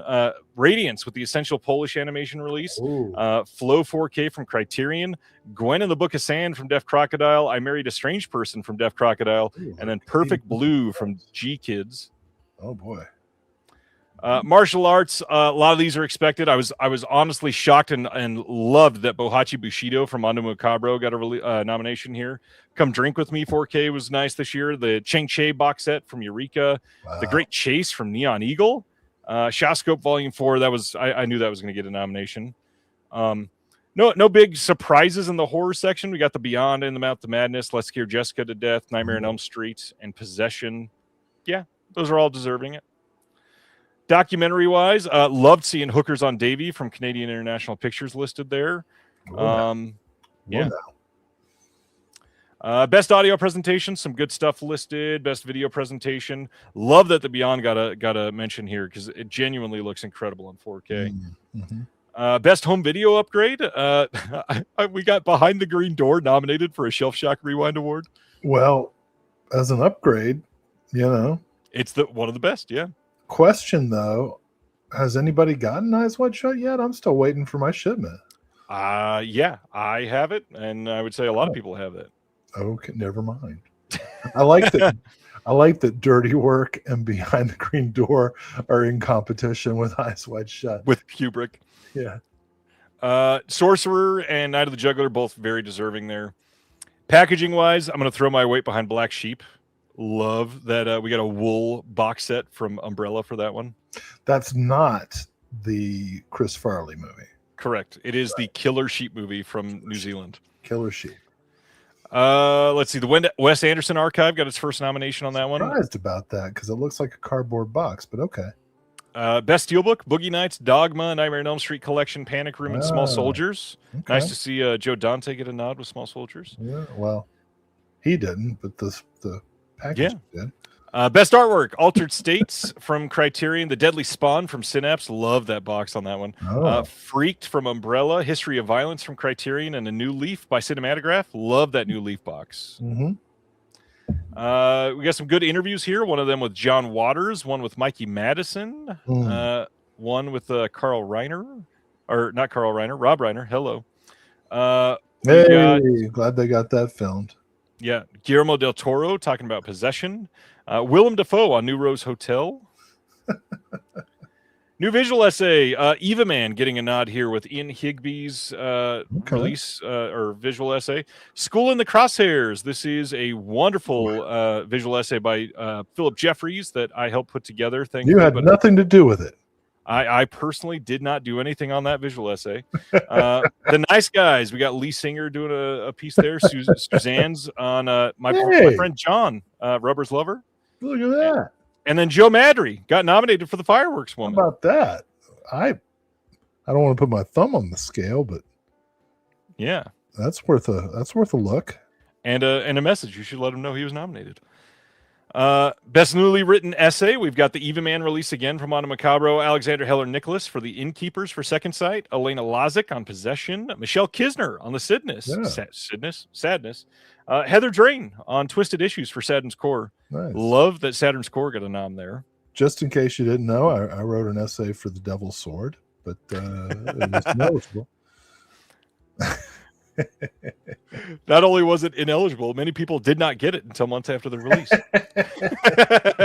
Worth the wait. Best new commentary. We got Alexander Heller Nicholas and Allison Taylor on Possession. The wonderful work with Frank Sebastiano and Mike Hunchback on Dirty Work. Arna Venema and Mike Leader on Inflatable Sex Doll of the Wastelands. Loved seeing that get nominated. Sam Deegan on Criterion's Altered States. And then Willow, Caitlin McClay, and Caden Mark Gardner for Eva Man. Eva Man getting a lot of nominations. Deservedly so. That release is incredible. Yeah. Best single feature release, you can take a look at that later. Best Region B release, there's a lot here. I'm going to point out Hammer Films. I was going to talk about that in my roundup of the year, but man, they have done some incredible work this year. Best Region A release, a lot of great stuff there. A New Leaf getting nominated. Best box set, the Michael Haneke collection from Umbrella. For sure. Nightmare on Elm Street collection, Shawscope Volume 4, Wes Anderson Archive, all competing with the Teenage Mutant Ninja Turtle trilogy. Well, I'd take that over Wes Anderson, but and then a couple more to cover here that I think are really cool. So we've got the small slate boutique labels that put out 15 or less titles in 1 year. We've got Deaf Crocodile, Fun City, Connie, Second Sight, and TerrorVision. That's a very competitive market there. Well, TerrorVision definitely put out less than 15. Actually, just barely. They announced like 100, but yeah, something like that. And then from the large scale boutiques, we've got Arrow, Criterion, Radiance, Umbrella, and Vinegar Syndrome. Umbrella came up and knocked out Kino this year. That's a tough. Kino had a good year, man. I don't know. That's tough. A lot of people fell in love with Umbrella this year. Umbrella had a good year, but wow, that's all right. Best new label from this year, we've got Bizarro, Brainstorm Media, Hammer Films, Club Super 8, and New Wave Video. There are three that feel very deserving of this to me. It's hard to think of Hammer as new, but yeah, like they've all of a sudden started. Yeah, so. Best Region B label, we got Imprint, Radiance, Arrow, Second Sight, and Umbrella. Best Region A, we got Criterion, Deaf Crocodile, Kino, Severin, and Vinegar Syndrome. Wow. And then best overall release, Cafe Flesh getting its only nomination there. Severin got shut the fuck out this year, didn't they? Yes, they did. Severin did not get much shocking notice. I don't know what to say about it. I think most of these nominations are boring, actually. Boring. Interesting. I was kind of shocked and loved seeing that they felt quite varied this year. Like last year, we had The Hitcher get nominated for like 14 or 15 things. I guess that's true, but I felt like I was seeing the same titles over and over. Yeah, there's more options this year. Hey, the people speak. That's true. Who am I to ever question the votes of the people? All right. You want to talk about 2025? Nah. You want to go with some good things first, or you want to talk about the other stuff first? What good things do we have to say? Well, I was going to go through my run through, which I felt pretty good about this year. Oh, well, go ahead.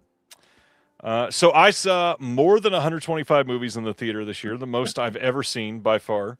Hosted personally more than 100 episodes of podcasts, guested on a ton of others. I worked on in some capacity at least 40 different home video releases this year. Wow. For home video titles or box sets or what have you. Went to 2 film festivals in person and attended a 3rd virtually. Put out 10 issues of the magazine in 2025. I couldn't get the exact number because it's insane, but I posted more than 1,500 physical media announcements on 4 different social media channels this year. Wow. Helped prepare and pitch a bunch of different things behind the scenes. Hosted the award show last spring. Posted 10 different interviews on my channel and have done 4 more that need to be edited and be posted, including one with, I let this slip on social media, with Joe Dante. Really need to get that edited and posted. Oops. Let's see. Flew to California twice. One of them surprising Jeremy Long. He had no idea I was coming. Did a bunch of stuff at home, including hosting family gatherings and holiday dinners and all that fun stuff with my family. Plus, lost 120 pounds this year. That was kind of crazy. And yeah, that was the good stuff. There's a lot of bad too. Congratulations, man. It's a good year. What about you? Well, all the good stuff that happened work-wise, we've talked about on the show. It's been tough. Me and my wife both lost our jobs in 2024. Yep. Well, my wife in 2025. We were very lucky to find new work soon after, but we had several months with health insurance issues and no income and stuff like that. So it was challenging, and we're, don't cry for me, Argentina. We're fine. But it's been very stressful, and I'm looking forward to 2026. And all that being said, it was a very lucky year in many ways. Started off with the having Sam Deegan come down to North Carolina, and worked with Tiffany Shepis, and thanks to your connection, Brian Usna did a virtual talk with my students, and started doing conventions. Started working conventions for Severin, whose films apparently are not good enough to be nominated for Shelf Shock Award. By the way, the Sam Deegan thing from last year feels like that was like 2.5 years ago now. It's been a long year. And yeah, I'm very grateful to have expanded the opportunities for my work as a academic. And we have a lot of cool stuff that we still can't talk about for 2026. And so I'm so grateful for all of the good things, even as we all endure all the bad things. And, I talk about my problems, and I know so many people in the chat have struggled with their own shit. And that's one of the reasons I really like being part of this community and doing this show and being your friend, because they're the good parts of life. I love my kids. They're good. Pretty happy with them. But yeah, you can get really myopic in your life because you're just stuck dealing with what you have to do day to day. And I'm really glad that you literally kept stock of all the good things that were happening to you. Really excited about your, improved health and all the work that you've been doing and all the podcasts that you've been doing.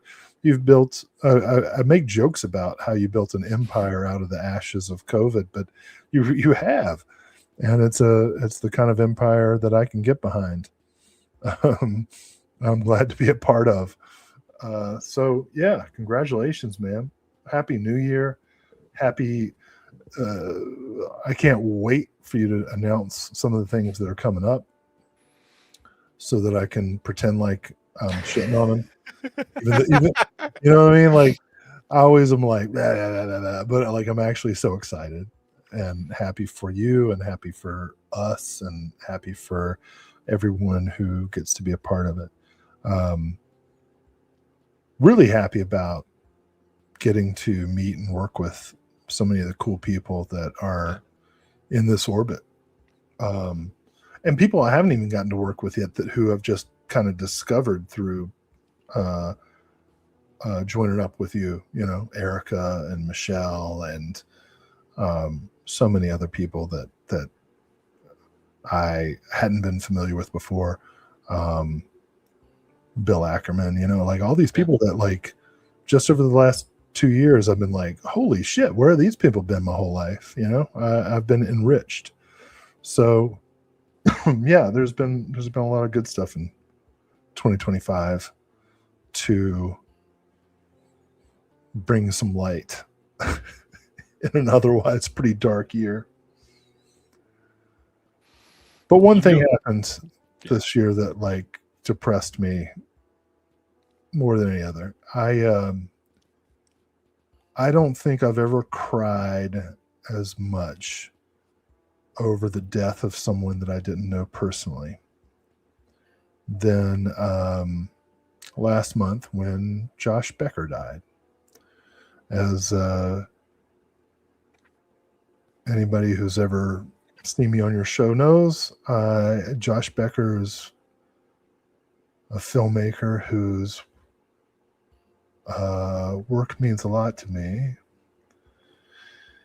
And I was so sad because for months and years, I've been talking about how much I wanted to reach out to Josh Becker and interview him for your show, for the channel, to talk about his work. I did a whole thing about the documentary that didn't even merit its own release, other people's careers, which is on the Synapse release of Invaluable. Josh Becker got his start in Michigan, working with Bruce Campbell and Sam Raimi and Ted Raimi, doing shorts and The Evil Dead and everything. And I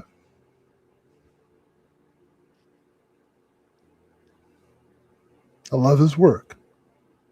And I wish I got to talk to him.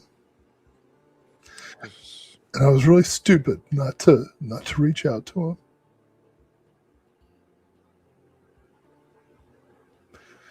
So check out Josh Becker's stuff. You can get his books. Gospel of Judas, super funny. Hitler in the Madhouse, super funny. 2 novels. Great memoir, Going Hollywood. Essays, rushes. I'm going to go off for a second. Okay. This was a hard year. There was a lot of stuff that happened this year that took us by storm, that allowed us to get closer together, that allowed the community to come together. As Will was super vulnerable, I'm going to take the moment so that we don't necessarily bring it down again. But just in the last couple of days, I find out that one of the patrons, actually, one of the patrons of the show, just passed away. Not even 2 weeks ago now. 13 days ago. A friend of mine, Josh Phillips. He had written for the magazine a couple times. I spoke to him all the time through social media. Lived 3.5, 4 hours away from me. I had never known that. If I did, I probably would have made a little more of an effort to try to meet in person. I've done that with many people for this. And Josh's wife reached out to me to let me know that he passed away and was apologizing for needing to stop contributing to the Patreon. And the only thing I can think is I don't care. The Patreon was not there for that. I wanted the community. And this community has done so much that I long to be with you guys every single Thursday.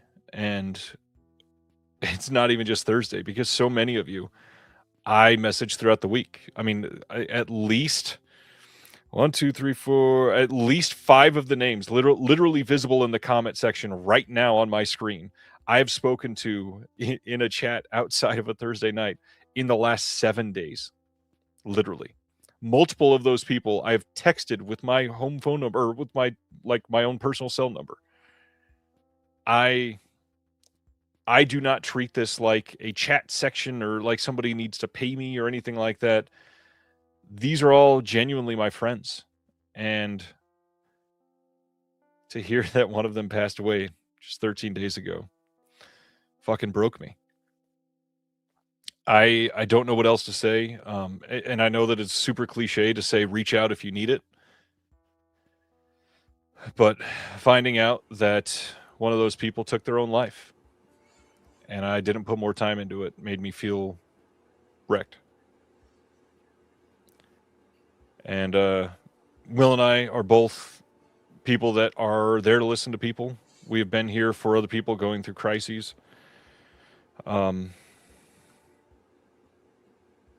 Fuck, I don't even know what to say. It's too cliche to say reach out if you need it, but genuinely, I respond to every single person in the world that messages the disconnected on any platform.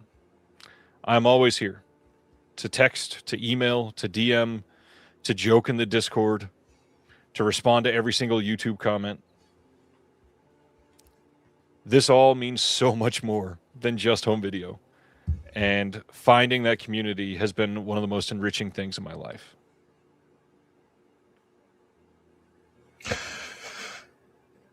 In a way, it's nice to feel pain, you know, when people pass, because it means that that something matters to you.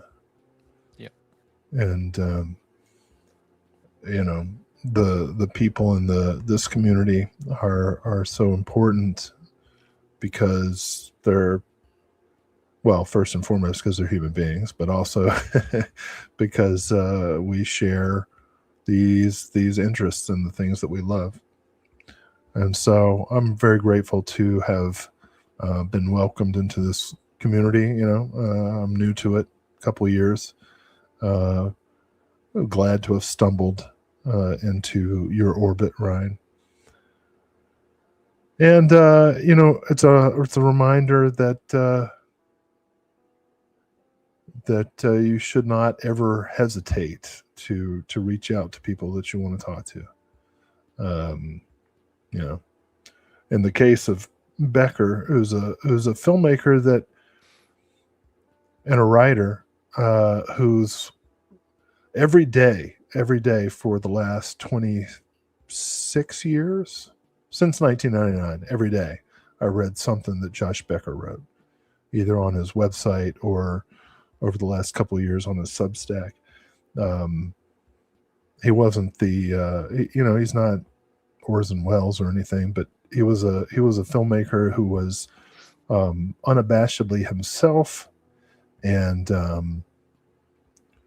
had really provocative and interesting and well-informed opinions about film. And so I really regret not being able to tell him how much he meant to me. Of course, that, you know, I sound like some guy stalking Taylor Swift. Like, what's the difference? But it was an opportunity that passed by, and one thing that I'm glad about is that my having met you, Ryan, has pushed me to reach out to not just filmmakers that I admire and want to speak to and work with, but also other writers and researchers who produce stuff for discs, and people in the chat, people in I'm not super active in the Discord, but I've gotten to talk to a lot of people. Even Sibner is okay when it comes down to it. He's a human being as well, and I'd feel bad if something bad happened to him.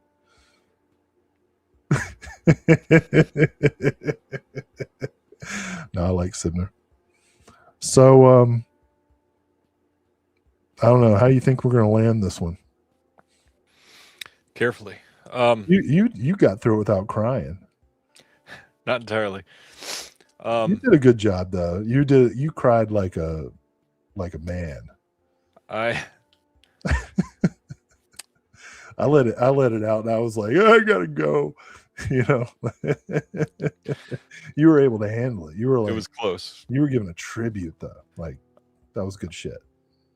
2026. Let's land it there. What are you looking forward to this year? What am I looking forward to this year? Anything but what happened last year. I am looking forward to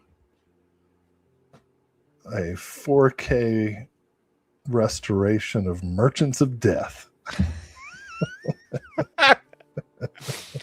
I'm looking forward to us completing a box set that we've been producing for the last year and a half. I don't think we're going to get done. I sure hope so. Wow, I don't think we've said that. It's been public. Yeah, I never said that. Did you say it on a different show? Probably. You said it was Sibner, didn't you? I did, yeah. Look at you. Yeah, Sibner made me say it. Yeah, we're working on a box set. Not just a box set. There's a lot going into it. Hopefully doing more with Tiffany Shepis, that's for sure. We've still been talking with her. We have. Oh, have we? We have. Okay. All right. I just 11 days. Well, it's about to be 10 days from now here. 10 days from now, I'll have literally the biggest announcement of my life on this show. Just can't wait to share. You pregnant? I lost 120 pounds to get pregnant. Yes. Yeah. So, Monday, January 12th. Please. I'm sorry. Scott Keeling just became my favorite person. Scott Keeling allegedly got a signature from PJ Souls on a DVD of Merchants of Death. That's awesome. That's what I'm looking forward to. And getting PJ Souls to autograph Merchants of Death. Hey, I'm gonna be at a convention for Severin with Patty Mullen. Ooh. Frankenhooker. I've got a really nice screen print of Frankenhooker that I would love a Patty Mullen signature on. Well, sorry. Oh man. But yeah, in 10 days, January 12th, hopefully it'll be everywhere. Please share that announcement everywhere, because it's going to be a big thing that is taking up a lot of my time. What is this? Warpath? Josh Becker's last film. Oh. I just, as we get to the end, I just want to show some Josh Becker films.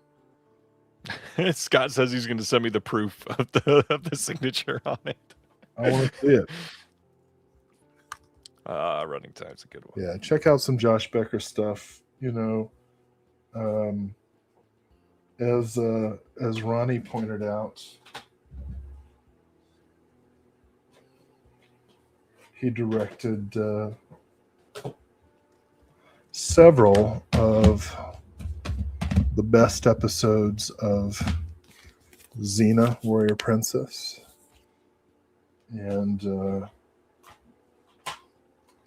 Jack of All Trades, also with Bruce Campbell. The best of the Hercules movies, and the Maze of the Minotaur with Anthony Quinn. Thou Shalt Not Kill Except. Thou Shalt Not Kill Except and Running Time are both available on Synapse. Several unreleased films. Lunatics, A Love Story, held up in the MGM vaults. If I Had a Hammer, which I think is his best film. Desperately needs a release, by the way. Yeah. You don't really need to see Stan Lee's The Harpies from Sci-Fi Channel, but it exists. Better is Alien Apocalypse. So anyway, Josh Becker, man. Guess how old he was when he died? The same age as you? 6'7". Well, you know what? I think he would have found that funny if he had any idea what it was. So this is great. Literally already received it. Look at this. No shit. Good for you, man. Hey, can you back me up about how awesome that movie is? Wow, that's awesome. Just do it. That is fantastic. Back me up. Tell me how much you love that line where the guy goes, "You fucking farmer." Look at this too. No way. Oh, way to go, dude. That's awesome. Was she surprised that that's the movie you pulled out? Right before she took this picture, she's like, "What the fuck, dude?" Hey, look, there was a great cast in that, you know? Yeah. That's awesome. Fuck. Thank you. Thanks for sharing that. Great. That's a much better way to end this than what we were doing. Well, genuinely, do you have what are you looking forward to in 2026, sir? Anything More of else this. specific? Yeah, I kind of don't want to be honest.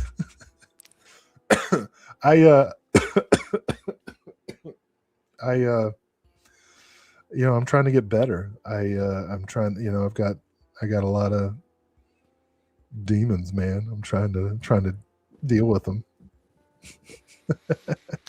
like my big focus in 2026 is to stop what I've been doing and to focus on what I can do.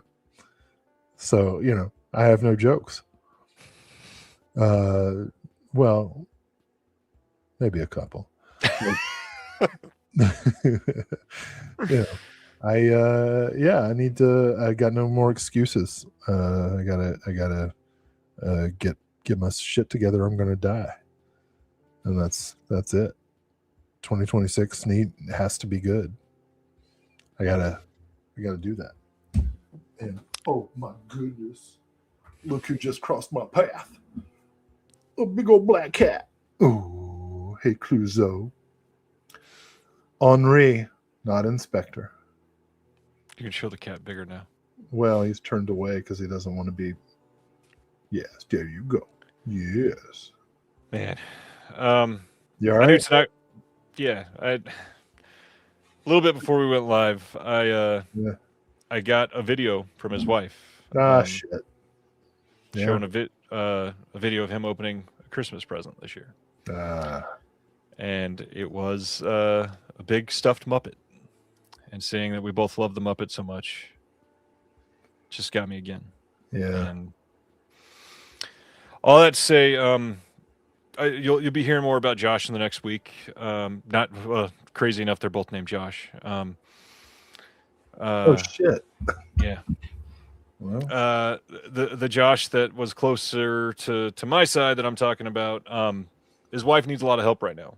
She was left in a really bad position, and something I've always tried to do with a little bit of outreach, is to try to help people. And when I lost another friend last year through this, this community turned out in ways that I did not expect, and we sent that family like $4,000 to give to his daughter to go to college, and we got a lot of his collection sold off and helped raise money for the family that they could never have dreamed of happening. Oh boy. There's definitely going to be something coming out in this next week where this family needs help too. And if anybody has money left after subscriber week, has the ability to put anything out there to help somebody that is not in a situation where they were planning on dealing with this, I'd really appreciate the community showing up there too. And I don't even share all of those. Another friend on Facebook, just like 5 weeks ago, right after he lost his job and before he got medical insurance, was in a major car accident and literally broke his neck. And through one of our Facebook groups, we just raised a bunch of money and literally hand delivered it to him and his family, all through physical media. I'm so just thrilled that everybody that has been surrounding this has been so kind and generous and willing to help out. And every single time I give as much as I possibly can. And I've seen other people do the exact same thing.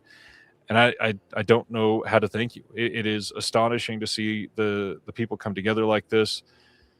It just sucks that so much of us need help right now, because I know that many of us are struggling, and 2025 was a bitch for so many reasons, in a way that many of us felt that we've never felt before, including myself. I mean, my day job is far from safe at this point.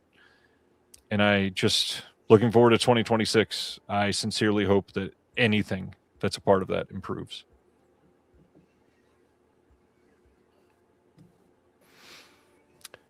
And so 25 OCNs. Yeah. Jesus. Yeah. This is, I didn't expect it to, yeah. So, yeah, I hope that we can help out a little bit. Yeah. On that note, genuinely what I said earlier, if you need anything, both of us are here. Please reach out. Just Ryan. I'll give you Will's home address. Oh, fucking hell. He's already shown that he can rescue cats. You might be next. If you're a cat, yeah. On the plus side, there's no more loops in his house. Yeah, like see, you set me up for a joke that now I can't make. Will, genuinely, I love you. You're one of my closest friends, and doing what we do together throughout the year has made everything so much more enjoyable. So thank you. Well, I remain emotionally hamstrung by my upbringing, but I can say honestly, Ryan, you too. I was waiting for the word tolerate, but I'll take that. On that note, come back next week to see Gentry and Casey on the show. It's going to be an incredible week. The Sin Syndicate guys are amazing, and I can't wait to highlight their show in a way that they deserve it. I love you all. Will, stay safe. We'll see you guys next week. We're going to stop the vulnerable cry fest now. Have a good night. See y'all. Two white guys talking. Thank you for watching The Disconnected. On the way out, make sure that you are subscribed to the channel, that you've liked the video, and that you've copied the link to be able to share it with someone else that may appreciate this.